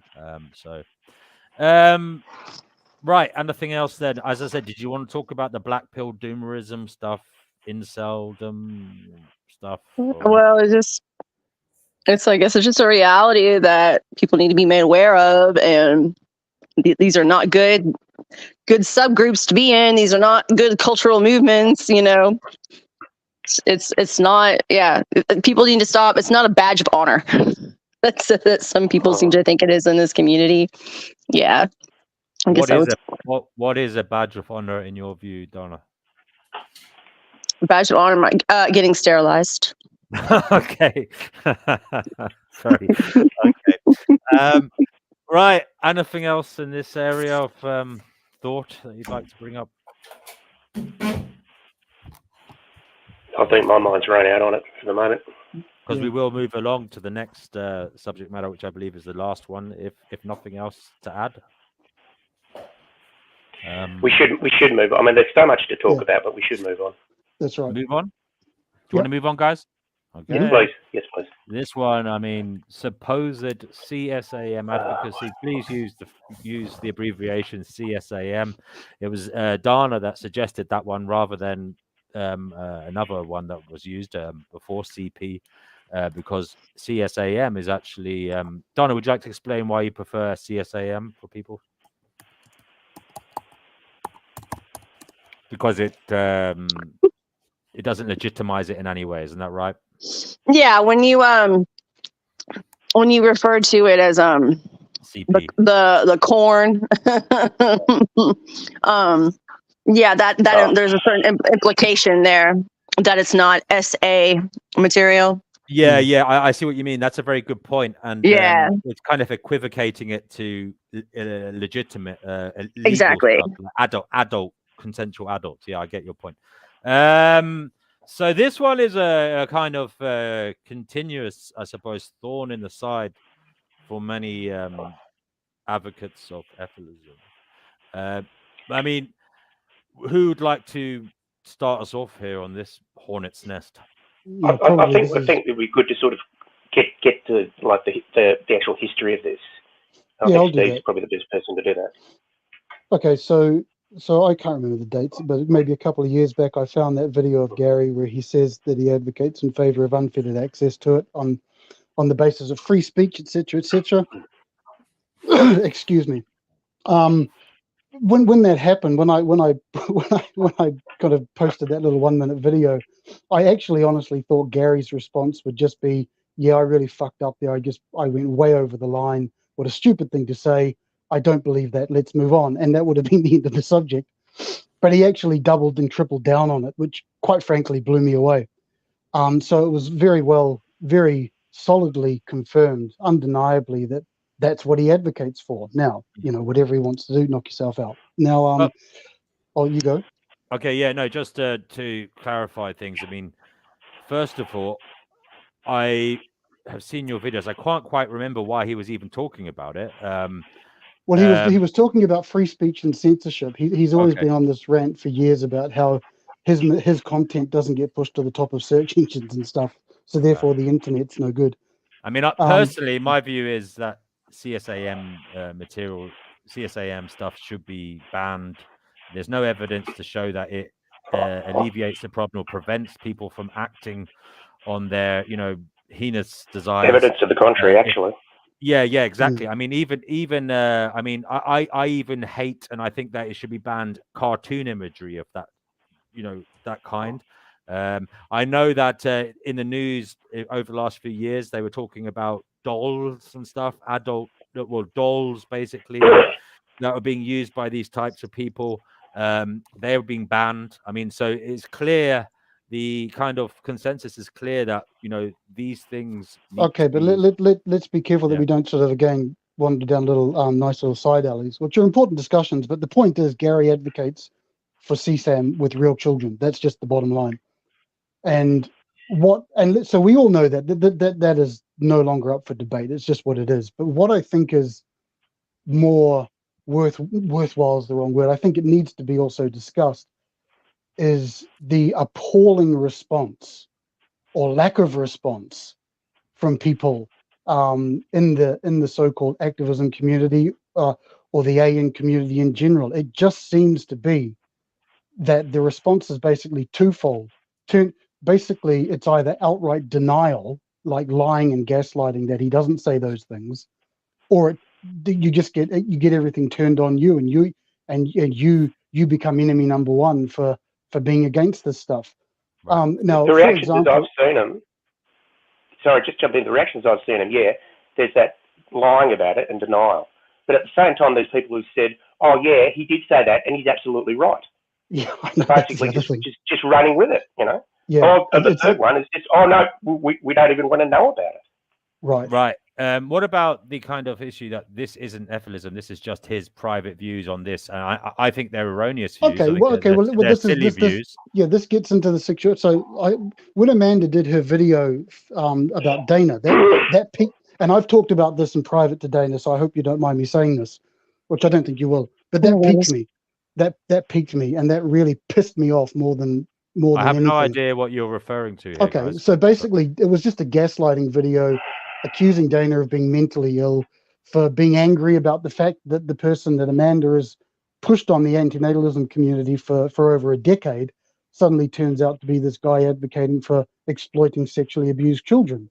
And so Amanda just flipped this on, just turned it right around and threw it right back in Dana's face and everybody else's face, gaslighted everybody, saying that Gary's not this, he doesn't advocate for that. It was just the most full of shit thing I've ever seen in my life. Well, that's not true. I've seen some pretty bad stuff though. It was up there, but not the worst. But it was really disgusting. And there seems to be some kind of, not even seems. I mean, if I come back now, she is still an accepted part of the so-called activism community. And I mean, I could really fucking go off here, but if people are worried, I mean, Lawrence has expressed concerns about how antinatalism is seen from outside the antinatalism circles, like how antinatalism is perceived. He's annoyed about people making memes, for God's sakes. He's annoyed about people complaining about their lot in life. And he's even gone so far as to say that people eating cheese cheese is a result of the sexual abuse and violence against animals, and it's an ethics failure. But here he is teaming up with someone who actually pushes, who actually has content on her channel which advocates in favor of CSAM. There's also a video on her channel which has pictures of underage girls. It looks like underage girls who are naked in erotic poses. It's a video that Gary did. I mean, I'm not saying that, guys. Everything I say, mate. This is Stephen. This is Steve Godfrey speaking. I'm in Tokyo. Come and get me. I absolutely. I can link you to the videos. But it's incredible to me that suddenly when you start, like, I got blocked by Lawrence basically for asking about this. And it's just a question to me which is so simple. Well, can I just say I like Lawrence, and I don't know. I say I like Lawrence. I don't know anything about his one-to-one messages with you. No, I don't one-to-one. These are all public. I've never done private stuff with them. But the point I'm making is, I think if I struggle to understand why this corner of everything just seems to be glossed over and ignored, and you get stonewalled for it. I think that is, Steve, repugnant. Vegan Equilibrium says you should not talk shit without these people on the stream. So would you actually welcome, for example, in Mendham, Amanda, or whoever, or to come on here? I'm not talking shit about anybody. I'm just stating what facts are. But would you be okay with them coming on at some point? Sure. I'll talk to Gary. I'll talk to Amanda. I'll talk to Lawrence. No worries. Okay. Well, I think that they have a right to reply, and if they want, of course they do, and they've got a right. But the point. But this is beside. But let's not. I don't want to downplay this, and you can say I'm shitting on people all you like. And to me, this is part of the problem. There is a problem with people advocating for CSAM, and apparently I'm the bad guy for shitting on people. This is exactly what goes on. I think this is fucking disgusting. Right. Dana. Yes. Would you like to release your year and the Kraken? Oh, I would love to. I feel like Mount one of those big volcanoes is going to erupt now, because it's been quite a while since you made a public utterance on this. So, yeah, go ahead, Dana. Well, yeah. I mean, this is why one of the issues why I ended up leaving for a year and a half, because I was getting death threats, and it just wasn't worth it to me. And I was also pretty appalled by the lack of response from the overall community. It's still disturbing. It's still incredibly disturbing to me. The fact that more people aren't disturbed about it is very disturbing to me. The fact that people are willing to ignore it if it benefits them in some way, the people are just completely willing to ignore it. And that is, that's wrong. That's just wrong. Here we are. We're supposed to be an ethical philosophy, and this is why people think we hate children. This is why people think we hate children, because we don't denounce this shit. Personally, I would, if it was legal, I would probably put people who do that kind of thing against the wall, like CSM users and recorders. I'd probably put them up against the wall and shoot them if it was legal to do so. We don't live in that kind of world. But this is such an easy thing to fix. This is what blows my mind. It's such this is not complicated. This is not. It should not be difficult. It's just simply look. Okay. So this is the way I see it, and it just because my background is not terminally online social media content. My background is in the real world. If somebody said these things in the real world and reacted the same way that like, okay, so that Amanda reacted, for example, that would just you fuck up your career, and you wouldn't get employed again. These things have real consequences in the real world. And yet here we got these people who are positioning themselves as being super ethical, teaching others about ethics, saying yada, yada, yada, all this kind of crap, but they can't speak out against this. And the reason they can't speak out against it is because it's politically inconvenient for them to do so. It'll fuck up their relationships. And people are scared of Gary. And people are scared of Gary, and they see what happens to other people who do speak out, and so they think twice about it. That's right. I mean, we all saw what happened to me. It's not just me, but other people. Once you speak out against this particular cohort of people, mate, the flying monkeys come out. You just get fucking vilified, and people go, "Fuck, I'm not going to get involved in that. I don't want anything to do with that." And another thing I'd just like to add, just to sort of drive the point home a little bit, they had this community building thing on that antinatalist advocacy thing, which okay, I'm not even going to say anything about that yet. But maybe a suggestion for building a good community is don't post content that advocates for this kind of stuff. Maybe don't post content in favor of child sexual abuse, because maybe that's not a good thing to do, and maybe don't do that. In fairness, the advocates like the guys running the advocacy have never posted that. No. John and Lawrence have never posted anything to do with it. But they want to ignore it. They want to ignore it and pretend like it doesn't exist, which is disgusting. Yeah, that's what I say. That's exactly my point. Well, why ignore it? Could I say something? Okay, I've had direct personal conversations with both these individuals. I gave them opportunity to clarify their positions, and they either did or they were fuzzy about it. I won't say which. But eventually nailing them down, giving them opportunities. And so they want to use the Facebook group that I admin to advertise their ANI and some other things. And I said, you need to clarify because you're being associated with this. I see this on your site, et cetera, et cetera. So you need to either disassociate yourself from this, or you need to remove it from the promotional material, because I can't let you advertise this in the Facebook group. And so in the end, I did what I can only control. And in the end, what had to happen after numerous opportunities to reframe what they were trying to do. I wanted to be very clear that they understood what we were talking about. No confusion there. Both of those people were banned from the site, and any materials they wanted to put out there to advertise it is not allowed. Right. And that's all I have control over. That's all I can do. Can I just bring up the point? Aside from all what we're just talking about right now, I'm not an Efilist because I think it betrays the necessity or the kind of importance I give to consent. Okay, so you can't get consent from someone to create them. I think that's important. So why would I view it as not necessary to get consent from others if I want to end the world, for example, press the red button? Because clearly people would disagree with me, and I think that violates how I personally feel that consent is important.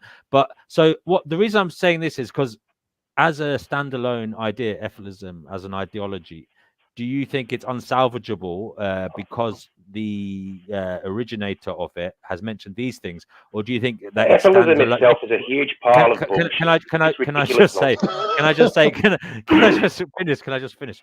Does it stand alone? Sorry. I mean, does it stand alone? I think these are two separate issues. My concern is that people are deliberately causing that kind of specific advocacy to be associated with antinatalism. It's nothing to do with Efilism, actually.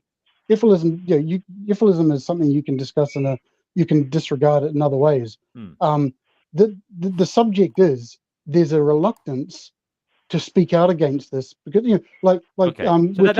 No, you've answered the question. That was my point. Is this Efilism? And it's not Efilism. It's just something that's happened. No, you can square Efilism away without dealing without with touching. Yeah, this but is the point is, all of these people, the people we're talking about, have the biggest platforms at the moment. And so there's nothing stopping them from coming out and saying, I am against CSAM. I'm totally against it. I will not work with people. How would you feel if they did? I think I think it's about fucking time. Okay. But maybe it's too late because it's such a bad lapse of judgment to somehow not do that. It like I say, in the real world, you just fuck yourself over. And I'll also say something else as well while I'm on this. For younger people, or for older people who are looking forward, and I've said this on a video before, who you want to move on in your lives, you want to have professional careers that may involve some kind of licensing, such as medicine, law, psychiatry, anything like that requires taking an oath, and you require having good character. My advice to you is to fucking stay as far away from this shit as possible, because this kind of stuff could affect you professionally, and it could affect your licensing in the future. Just because some people I know in this, again, I use the word community, they've bailed because of the kind of stuff, the kind of rhetoric that comes out of their circles. Are you also talking about antinatalism when you're talking about saying that? Yes, don't associate yourself with people who can't speak out against child abuse. Kirk, what do you think of what Steve has just given in terms of his advice for others? Well, I want to make two points here. One is I agree completely that Efilism violates autonomy and consent, and it's completely upended. It's a confused philosophy, and that's all I need to say on that point. The other one is, I'll tell a quick story here, is as a Texas professionally certified teacher, when you go to apply for a job, at least up until probably 2000 or early 2000s, you have to sign a paper that says fundamentally that you believe in a supreme being. Okay. Now, at the time, you think, this is my career, I need this job, you sign it, or you don't get hired. But what you definitely have to be aware of is the school system can actually dismiss you and basically prevent you from ever working again as a teacher if you're caught in a bar, for instance, that they don't approve of. So there's more to it than even saying, gee, I can't talk to my students about antinatalism. It's, you have to be careful where you go after work, outside of your employment. So in Texas here, it goes even beyond just saying don't get associated with Gary. It goes to all the way to where you go on your own free time, and what you do can get you fired for the rest of your life. Fair enough. But also there's the point that HR these days, a lot of HR recruitment is done online. They'll just check all your socials. So yeah, be really, really careful, man. Okay. Anything else, guys? I mean, we're more or less coming to the end now of things you wanted to talk about. Yeah, I just want to say it says everything about how nobody will challenge Gary these days, especially how nobody wants to bring up these specific topics because they're scared, because the silence is deafening. And there's a double standard for Gary that if anybody else said the kind of shit that comes out of his mouth, they'd be crucified. Nobody else would get away with saying the kind of shit that he does and would be taken seriously or would be embraced. And the fact that Amanda continues to promote him and co-sign for him and cover up for him is a scandal that will come out eventually. It will. It's going to, in the long term, it's going to fuck things up for a few people. It absolutely is, just like the association with Lanza. Oh yeah, there you go. Just like that.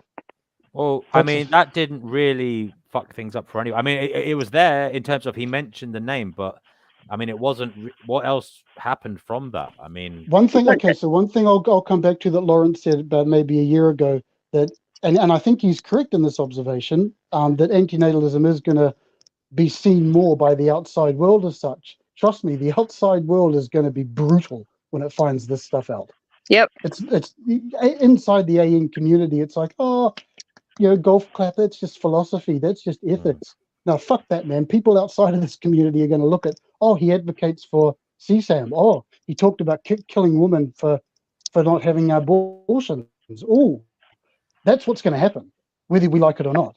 And the people who push for the stuff or who are silent about it, hey, welcome to the jungle. It is a scary world, and even half truths, mistruths, and as I say, even the truth attached to people, it can cause havoc. So yeah. Well, I think if antinatalism goes down as a result of this, probably it deserves to go down. Yeah, basically. Anything else, guys, to talk about? As I say, anybody who wants to come on here, now. All right. So okay. So we're winding up. So can I just say, D&W, I do appreciate that you gave us this opportunity. It's very kind of you. You do, like I said earlier, you do a great thing with your channel. Very generous of you, to even risk your channel with this conversation. So thank you so much. Yeah. And to Dana, Kirk, and Andrew, appreciate you guys getting on board. I really appreciate your inputs. Thank you. I'll share Likewise. the link if anybody wants to come on. I see. Obviously, I'm not going to let anybody, but if there's anybody of note or interesting there, then they can come on. But I don't know if anybody will. I've just shared it. If anybody's there, you can come on and have a little chin wag. How are you for time, D&W? Yeah, it's 10 to 1. I'm still full of beans, actually, surprisingly. Oh, yeah? I went for a little run earlier and I've got my energy going. So Kirk is right about we've the invigorated you. Yeah, Kirk is right about the exercise. It does definitely help. No, I agree with him. It's exercise and meditation basically saved me. So that's where Yeah. But I would like to say that, in the end, I've seen, since I was raised in a very religious, very fundamentalist Christian religious environment, I kind of understand cult behavior from the inside out. And I see, even if you look at the history of religion, you see how anybody with a simple idea, do unto others, whatever it might be, and then you have the Catholic Church, right? So you can see how people want to pack all kinds of things onto just a simple concept. I think this happens not just to antinatalism, it happens to every type of concept, idea, organization. And we're just not going to be exempt from that. And so I think that I appreciate that everyone here has the general idea of antinatalism in their mind. And I think that we're able to talk about it. And I think more and more people are becoming aware of it. When I talk to people, sometimes they've actually even heard of it now. So I don't think it needs to be a doom and gloom situation. And I just think that, unfortunately, anything that's good enough to gain attention, whether it's from Elon Musk or from Efilism, it means that you're actually making progress, believe it or not. Right, guys. Thank you, Kirk. Guys, Noodles is here. Noodles, if you want to ask a couple of questions and a little bit of back and forth, that's fine. We can't have World War III here today. I haven't built my bunker yet. But I think question mark philosophy, I'll let him on as well. What I'll do, guys, is I will just get out of here for a moment to give Mark space to come on. As I say, keep it civil, keep it respectful. Yeah, thank you very much. I'll be back. So just, as I say, go on as long as you want, as long as you can, but I'll just let you guys have a little chat for a bit. And if anybody else comes on, I'll let you know if there might be anybody else, but that's it for now. Okay, I'll let Mark on now. Cheers, man. Wow, he's always leaving as soon as I come on. I'm starting to think he's avoiding me. Is there like a limit of how many people you can have on? I think it's 10. Well, if you're not paying for it, then yeah, I think just 6 at a time. Oh, okay. But I had a question for Donna, because she was going on earlier about, I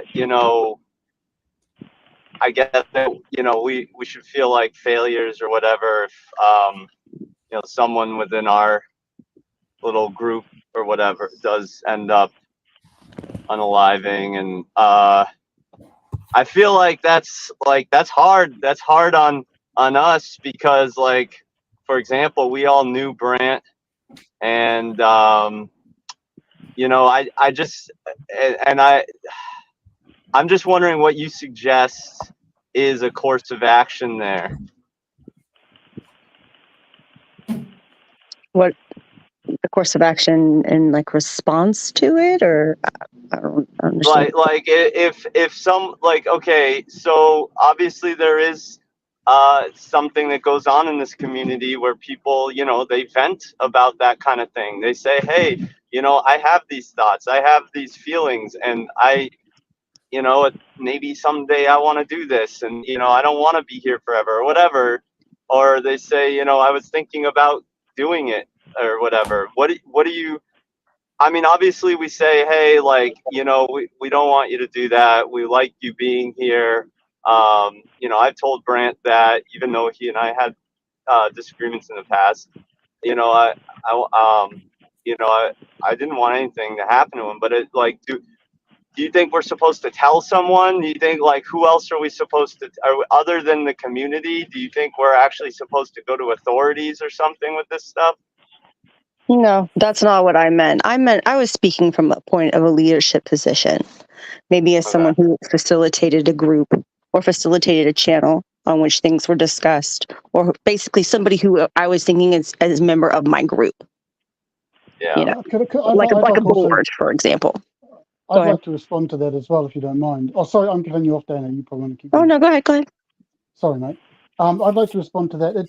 I wouldn't go so far as to say anybody has a responsibility to save people. I don't think we can, because again, we don't know who we're talking to or what the situation is. But I will say that I am absolutely against people who push vulnerable people in a certain direction. That's really the central crux of what I'm saying.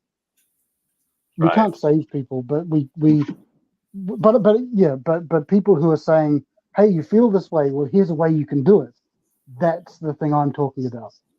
I think it's really good that people come online to vent. I think there's a lot of positivity in that. I think there's a lot of value in that. That's I hope that does that make any sense? Yeah, I hear you. Yeah, that's... So Steve, can you guys hear me? Yeah. So was because a lot of what you guys talked about, like, I'm aware of, was the goal to like spotlight it or to come up with like strategies and stuff like that? Oh, so I think to talk about it. Okay, so I mean, my reason for sort of getting this together was I just don't think that the other side of these things is being discussed enough. There's just a big gaping silence, and I just thought it was appropriate to perhaps push back against a few things and say, hey, just because we're silent doesn't mean we're not noticing. And I think there's something to be said about sort of putting a light on and saying, hey, maybe you think the same way as well. There are other people who think this way. There's nothing we can do to solve these problems, I don't think. I think everyone's got a right to have an internet account and do whatever they want to do with it. So we can't stop people from doing stuff. But I think... Yeah, sorry, go ahead. No, you're I'm just waffling. Why do you say silent? Because you guys haven't been silent. Kirk's been very vocal in his group. Dana's been vocal on her channel. You've been vocal on your channel. It's you guys haven't been silent, right? Yeah, I think this conversation is probably it's kind of like the loudest that we've been. I have completely privated all my material. I have been effectively silenced. This is the first interaction I've had online in a year and a half. Yeah. Oh, I mean, your like videos on Efilism, they're still up, right? No, they are not. Oh. Oh, yeah. Yeah, no, those were all privated a long time ago. Yeah, no, I've been very much silenced. Wait, why do I see them? I see 6, 7, 8, 9, 10. Yeah. I have some videos on there, not ones that are just me in front of the camera. Oh, no, okay. I've had to completely change my presentation style. And all my old stuff is gone. All of it. Yeah, You know, that's years of my life. Years gone. So, yeah. It does make a difference. I mean, Mark, for what it's worth, I think in my opinion, a more appropriate question is to say, hey, to the people we're talking about and talking to indirectly through this video, why do you stonewall on these issues? So about that, because like the word stonewalling, because how long have you been doing the campaign, so to speak? Like it feels like 2 years now, right? So what do you mean? Keep going. Okay, so like what I'm trying to hint at is like, so I don't know the full details about the Lauren situation because I've been gone for a while. But if the campaign's been going on for many years, and it depends on like how it's approached, whether or not people want to engage. Yeah, I've had this conversation with someone else before, and I'm gonna flatten it now. I just don't give a fuck. Go ahead. Because people. Right, well, okay, so if you don't give a fuck, so then I'll just say it. But let me just say, Sure. If people come aggressively towards wanting good faith discussions and they're telling each other to fuck off, then that doesn't work, does it? Sure, and I didn't start off that way. I was very polite right at the beginning. I'm asking people. When I'm talking now, I'm talking specifically about the CSAM stuff. Now, I don't see why I need to be particularly polite about that, or be rude necessarily. Just it's a direct question. Why don't you say something about this? I haven't told anyone in public to go fuck themselves or anything. I've been very strident and very direct. I was being hyperbolic in terms of like how you approach it. You know what I mean? So, but what do you mean how I approach it? I'm not talking about what flavor ice cream. Steve, why don't you, Steve? You have a channel, right? I'm going to finish what I'm saying. I'm not talking about what flavor ice cream do you prefer. I'm talking about people in the antinatalism activism community who have content on their channel promoting the exploitation of sexually abused children. I'm sorry. Am I being too strident against you for that? No. Fuck that. But that's only. But wait. So you have a channel, right? Yeah, he does. Sure. Okay. So why don't you put together the material that you're talking about? Okay. So you have a video pointing out all of these things on your channel, like, so you compiled all the evidence, right? That's correct. Yeah, so this is why. Okay. I'm interested in seeing what you have to say about that and showing all the. This is not a difficult conversation for me. Like if someone said to me, Steve, what's your opinion on CSAM? I just say I think it's disgusting and it shouldn't be tolerated, and I'm not going to work with people who promote it. It's not a difficult question, and I don't. And silence to me speaks volumes. It's just nonsense. It's just unbelievable to me. No, I see what you're saying. What I'm trying to get at is like how I don't know how you broached it. I'm just saying like if there's a campaign against people, right? Because like I'm not making a campaign against people. All I've ever done is, and look, when it comes to Lawrence and all these people, all I've done is be strident. Everything is public. I've never had private conversations. Right. But what if someone just doesn't like you and don't want to talk to you? You don't need to talk to me, Lawrence. This isn't about Steve. This is about Steve. Why can't you just announce CSAM? Why can't you just announce it? Yeah. Why are you so quiet on it? Why did you avoid the question? It's nothing to do with me. It's absolutely fucking nothing to do with me. Lawrence has a channel. If I was in Lawrence's position, I'd just say, look, I think this is disgusting. I don't want anything to do with it. Ta-da! The topic's finished. This is about doing what's right. It's not that complicated. It's not. It's really simple. I can't understand like maybe it's your approach, all that kind of stuff. I just don't. I'm not getting. Well, I mean, if people don't want to talk to you, like, why can't you? You don't need to talk to me. You don't. Nobody needs to talk to me. You just want them to make a statement. I don't see why. I don't see why it's such a big ask given the circumstances. Well, I can't speak on behalf of them. I think it's easy. Yeah, I get that. Look, if I asked everybody in this panel, are you on board with CSAM? Everyone go, no, fuck that. It's disgusting. Done. Yeah. That's just, to me, it's just so obvious. So the thing about activism or like activists, like it is highlighting certain activists, right? So activism is important. They're the ones who are in the limelight. Well, it's important because of the associations that it brings on the rest of us. Mm-hmm. Like, I've backed off in my real life on a lot of this stuff by talking to people about it, because what do? They go online and they look at it and they're just like, whoa, fuck that. Yeah, and to be clear, like I was gonna like mention in chat, you could have told like some of my story, but so I think there's value in highlighting some of this because even though it's been going on for years, obviously some people haven't heard of it. But it's affected my life too, like personally. Well, that's why it needs to be brought up. Yeah. Tell your story, Mark, because I think it's a good story. Yeah. So,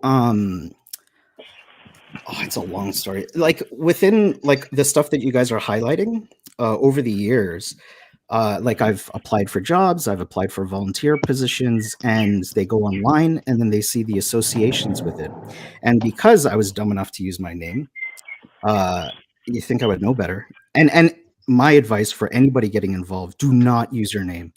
Like that would be my a bit too late for me, I'm afraid. What's that? Oh, well, I see it's a bit too late for me, I'm afraid. But anyway, go on. Oh yeah, it's too late for me. But I regret it a lot because it has affected like when people do Google it and they try to see all the associations. I mean, it's not. I mean, you just have to Google it. It's just bad associations, and it affects your career. It affects your opportunities for volunteering, career building, stuff like that. And maybe some people will think I'm hyperbolic. I'm just going to like give my anecdotal personal story, right? Like some people will say, I don't know what the other people will think, but it's been a negative influence in my life, and I do regret using my name. So, yeah. Mark, is that, you mean your involvement with antinatalism per se? Is that what you mean? Well, using Maybe my name and also I the way don't that get I any approached jobs. it. So the way that I approached it was I got involved in it through like the academic literature, and I was naive thinking of bringing academic discourse to the internet, which like trying to have that type of discussion on like say Reddit or Twitter or stuff like that is just not possible. And plus I didn't know about some of the darker stuff that was brought up, like Steve, what would like how many years back did you go to? Like how many years did I go back to what? Like to highlight some of this stuff. Like I've been around for a while, but yeah, that's probably 10 years back. Yeah. So like there was no way that I was going to like find that stuff, right, and see like who I was associating with, and some people just didn't even express their views. So later on, when people started to express their views that were dangerous and unethical, it just it's like, great, now I have my name associated with it, and it sucks. Right. So yeah. So it's the antinatalism stuff, but also like using your identifying information. Yeah, I agree. Putting your name out there is definitely, again, something we would all probably change if we had the chance, you know. I regret it. Yeah, it's yeah, but that just proves the point, you know. It does this. I think there's a lot of. I think people have been very cavalier with other people's reputations. Yeah. And especially when it comes to academia, like, you know, getting all these professors and everything involved in certain discussions, etc. Man, I just think there seems to be a real lack of understanding of what these associations mean. There's just some lapse in judgment that goes beyond like a momentary fuck up in your head. There's something really missing in people's calculus here.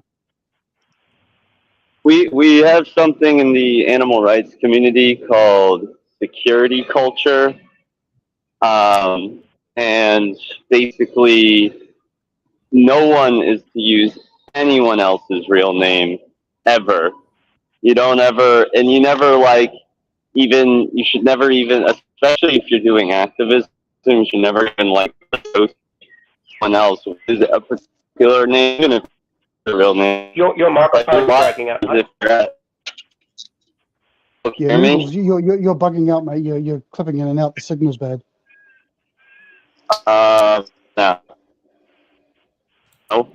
No. Yeah. Still breaking up. Oh, I'm right. I'll be back. I'll be back. If I could just like continue with my train of thought about the activism stuff, because it was seen like, at least, and correct me if I'm misinterpreting it, but like kind of, these people are, or maybe you were using a different example of people creating multiple social media accounts or the social influence of it.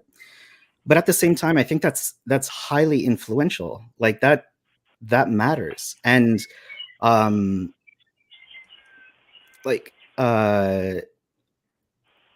just think like a counter activist can be had. So like the effective altruism, antinatalist style, or whatever school of thought you want to talk about, like another group can be made, right? What do you think of that? Another group. I'm sorry, Mark. I didn't actually get the question. So what I'm trying to say is like fighting activism with activism, not the anti-activism that DNW Do Not Watch mentioned.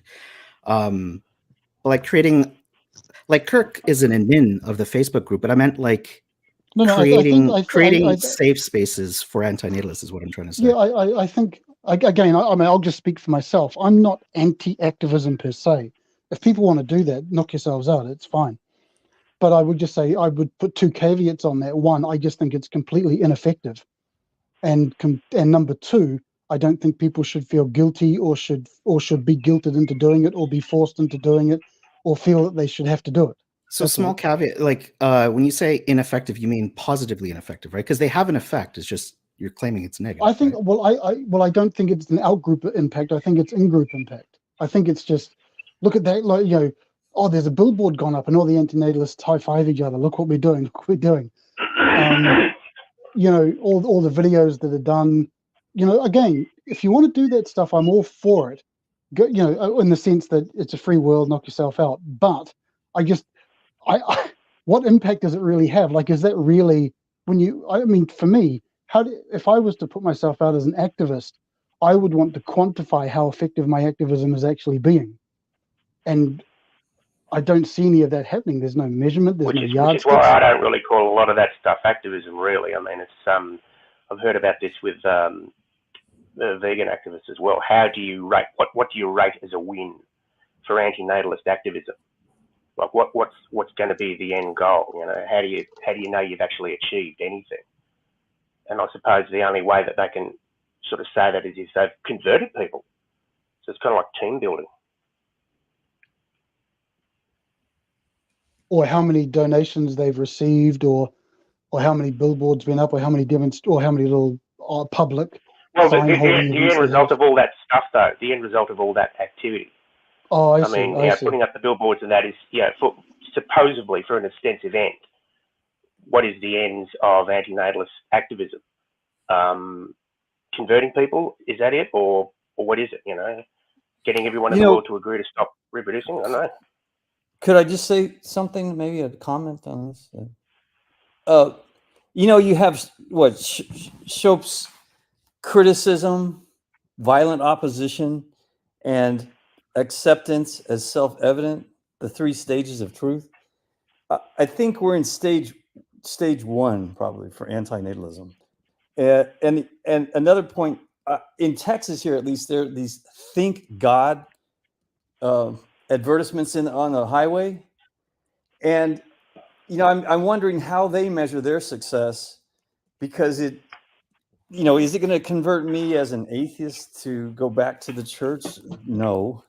So, but they spend millions of dollars on these signs. You drive down the highway and you can't help but see these giant black. I would say that's basically virtue signaling.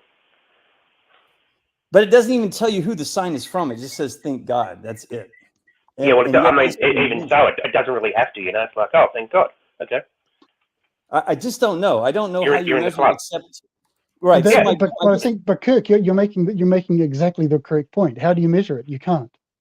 Yeah, I think the only way you can measure it is which stage, if you accept his premise of the three stages, are you in? Are we being violently opposed? Are we just being criticized?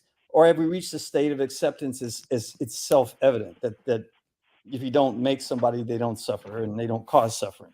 So well, you've got people who are, these groups are all asking for money from antinatalists for their cause, which, and I mean, if it was me, I'd be asking, okay, if I'm going to give you money, what is the actual, how do you quantify the outcome? What am I actually donating to? Is it just, it's difficult to do. Absolutely. yeah. One way you could see, like Mark was saying, is if you feel like you can advocate for your religion, or you can just be in a religious organization, or you can be in a martial arts group, or you can be in a sports group, or triathlons, or whatever you want to do, and it doesn't affect your job. That's a step right there. Whereas I think most of us here understand and agree that you have to be very careful about who you let on with your understanding. It affects you. So that would be a step, just being able to go and have yourself protected, where they couldn't fire you or not hire you just because you were an anti-natalist, just like if you were Jewish or Catholic or anything else. So here, I'm going to be a doomer. Being an anti-natalist is not like being Jewish and Catholic, though. Well, and this is an example. It's just an example. Yeah. Andrew, I'm going to take your cynicism here. I don't think it's redeemable. I think, or maybe I'm just too pessimistic about the pessimist world. I think it's toxic, and I just would say just protect your identity, and I don't know. That's it. Like, well, that's reasonable. Yeah. I mean, just the toxicity itself. You know? Like I'm like again, I can't defend these groups. Like, these aren't my groups, and I'm like, they're going to do their thing, right? And I think it's fair to highlight it now that Noodles came on. Like, for me, I'm like, I've heard this a long time, and I thought, I sometimes have a bias, like, oh, everybody knows this stuff already, but obviously not everybody does. So I think there's value in highlighting the toxic stuff, and like every so often being like, hey, by the way, this happened, be forewarned, kind of thing. But that's like, I feel like that's all that can be done at this point. Well, maybe that's enough. Probably so. But yeah, it's. I mean, probably so. But it's better than not doing it. I think better than just sort of, you know. I mean, or if all we can do is just say this is going on, well, you know, we can at least do that. Yeah. Because there is a hell of a lot of silence on. Well, I mean, that particular issue we were talking about before. There's a hell of a lot of silence on that. You know, a lot of acceptance of people taking the last decision, all that kind of thing. You know, it's a lot of complacency. Yeah, it's a weird kind of silence. Like I say, I think the silence is because it's politically inexpedient to be vocal about it. But then if we're at a point where it's politically inexpedient to be vocal about that kind of stuff, you're in a bad place.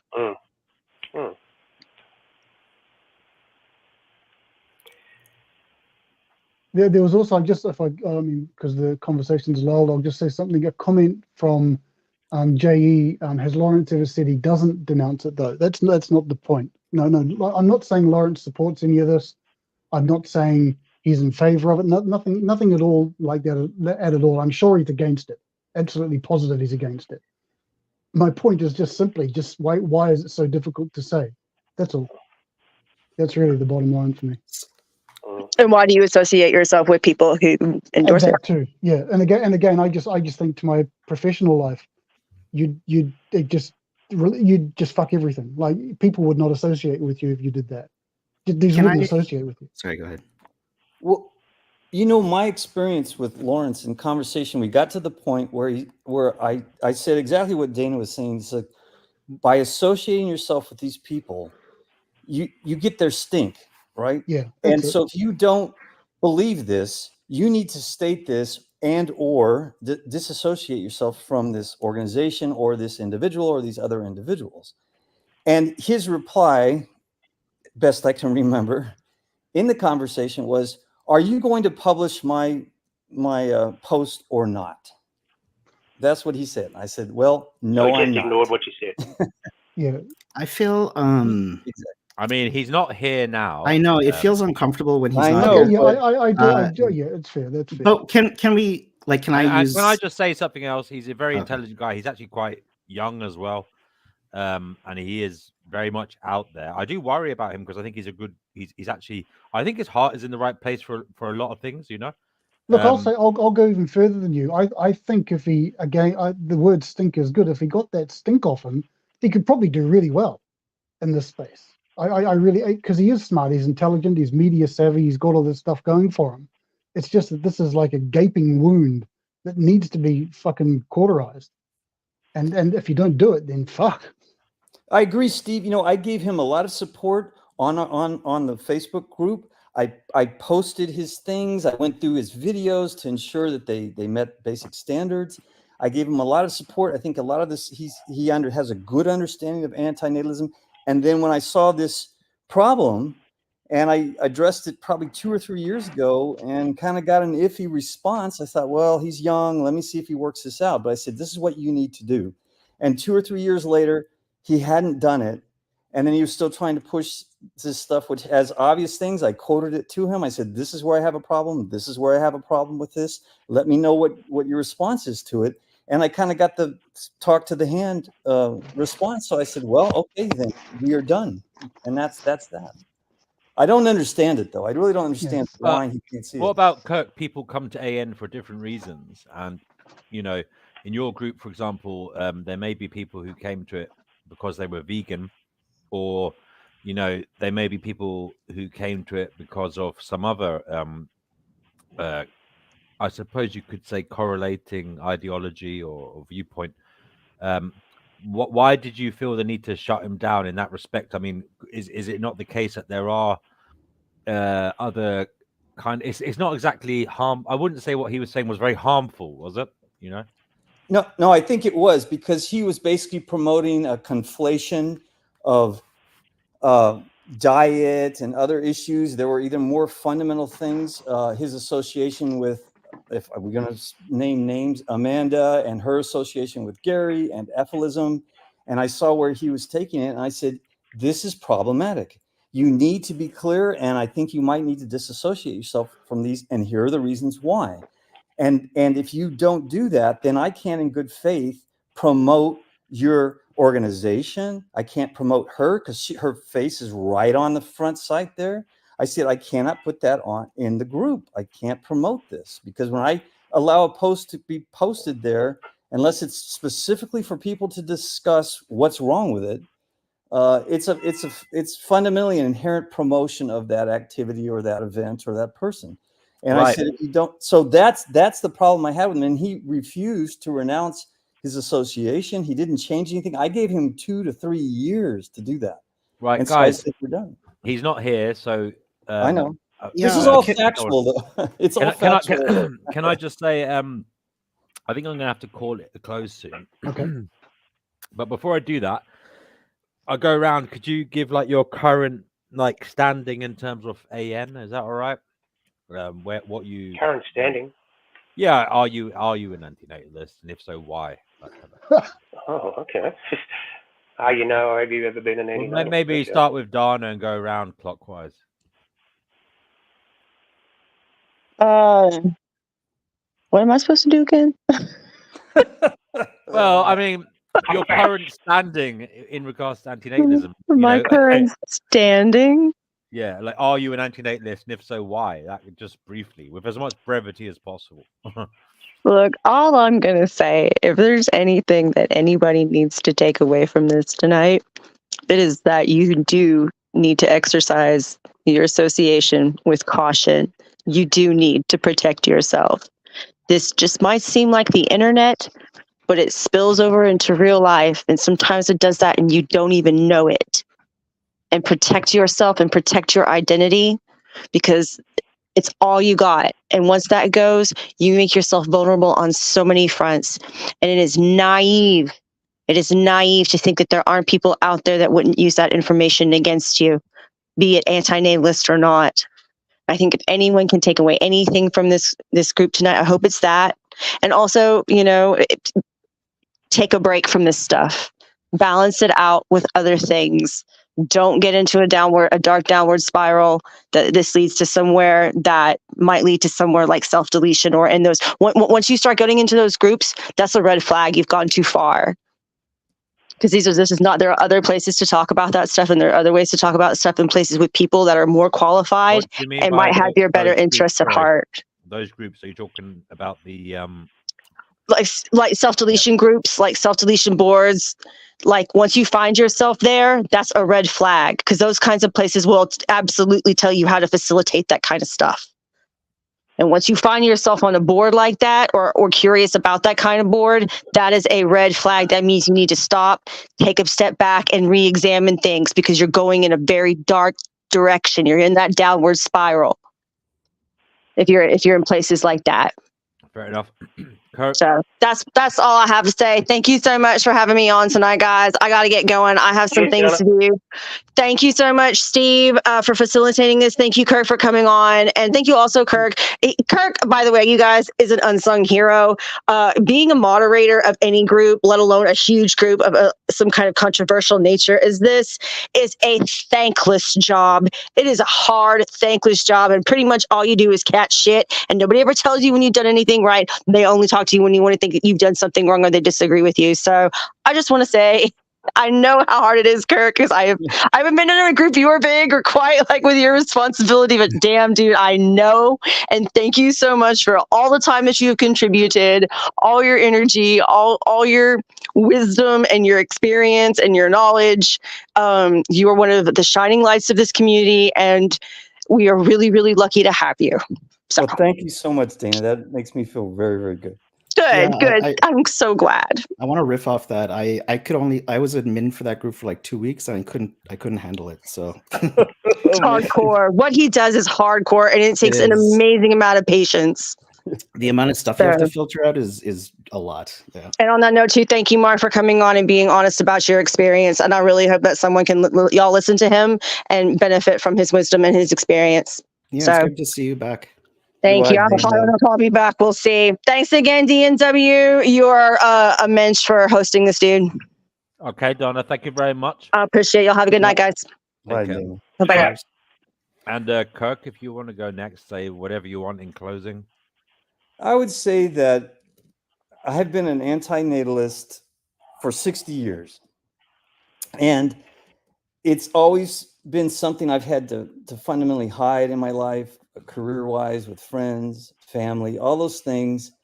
And as I got older, I kept looking for anything that might poke a hole in my understanding of this just basic fundamental principle of life existence. And I had never found one. And so as I got into my middle age, I started to be a little more vocal, or just a little less cautious about it. And then now in my older age, because I guess I have less to lose, I don't know if the Social Security checks will stop coming, but I've decided, to go ahead and take on something with my name and be an admin for the Facebook group and things like that. And, I don't go out and march around with a sign. I'm too old for that. But I do think that it's just such a simple principle, and I do want to raise awareness of it, so that it isn't one of those things that you have to actually hide from other people. I think that would be a big step. If I could see that kind of movement, and I think I do see it just in people's lives, I think that's a victory right there. Okay, thank you, Kirk. Andrew? Yes. What were we talking about again? Antinatalism. Just closing remarks. Antinatalism. Okay. That's the topic. Closing remarks. I think there's a lot more that can be discussed and a lot more that needs to be discussed. We don't have the time now, but hopefully these issues and more about things that we can say are wrong in the scene can be brought up, and can be brought up convivially, so that people can actually discuss these problems rather than just pretend they're not there. Okay, and Steve? I'll probably just end up repeating myself. So I just want to thank everyone for joining tonight. I think all of you are really valuable people in this community, and I think your opinions are very valuable. So thank you so much. Cheers. Okay. Thank you, Steve. And a Mark, question mark? Yeah, Thank I you. exist. Yeah, no, I was doing it in order. Just you came on afterwards. So Isn't that the problem, Mark? Oh, So, would you guys be down for a round two? Because there's an itch that hasn't been scratched for me when it comes to information hazards and associations, like exploring like the ethics or platforming in associations with people. And I've talked about it for a while with multiple people, but I don't know what everybody's views are, and I would you guys be down for that? And if you're not, that's okay too. Like I'm not. Yeah, I'm forcing- up. Yeah. I believe Could that you was the elaborate? initial plan to come back here again, talk about other stuff because they have. But as Andrew just said, I mean, there's even so much that we can all recognize that wasn't said. There's so many directions this kind of stuff can go in. So. Mark, could you just quickly elaborate on what you are interested in? I'm not sure I understand. So, like, specifically when it comes to information hazards, it was like exactly the topics of. So, I understand how you moderate the group, and it's a little frustrating as someone who likes to read the philosophical literature, because if you look at some of the okay, I don't want to debate it, but there are ancillary considerations or related ethical theories and ideas, and I understand you wanting to keep it to the basics, but so for me, who wants to explore the topics, that leaves me in a position where I have to be careful of who I platform and what I talk about. So for example, promortalism, I've talked about promortalism on my channel. I've had to put it to like 18 plus, or sometimes I private it when I'm too paranoid, and I'm like I don't know what my what's good to put out there, like what's harmful. It could be true in terms of, well, sorry, not the the soundness of their arguments, but just even exploring dangerous ideas. Like that seems to be like there seems to be an ethics there, and that's and a responsibility there, and that's something that I'd like to discuss and explore with some people. And then when it comes to associations, I mean, I was associated with a lot of these people. And so like, yeah, I guess now I'm not associated with anybody, but at the time, like what were the ethics and the responsibilities of the types of associations and how you associate and how do you platform? Those are two things that I would still like to tease out. Maybe it's maybe people are tired of the topic, but I don't know. It has relevance to me, I guess, and what I want to do in the future. Mate, just put the feelers out, and if people are interested in talking, they'll come. It doesn't matter if other people aren't interested in listening. Yeah, that's true. Yeah. Okay. Well, but does that answer your question, Kirk? Yes, it does, very clearly. Thank you very much. Thanks. I think that's everything for now. And thank you, DNW. I know you were hesitant about but yeah, I think it went well. Yeah. Okay. Well, take care, everybody, and good luck and be lucky and all that. That's it for now. I mean, good vibes only. Take care. Time for lunch. See you. Bye. Take care. Bye. Bye.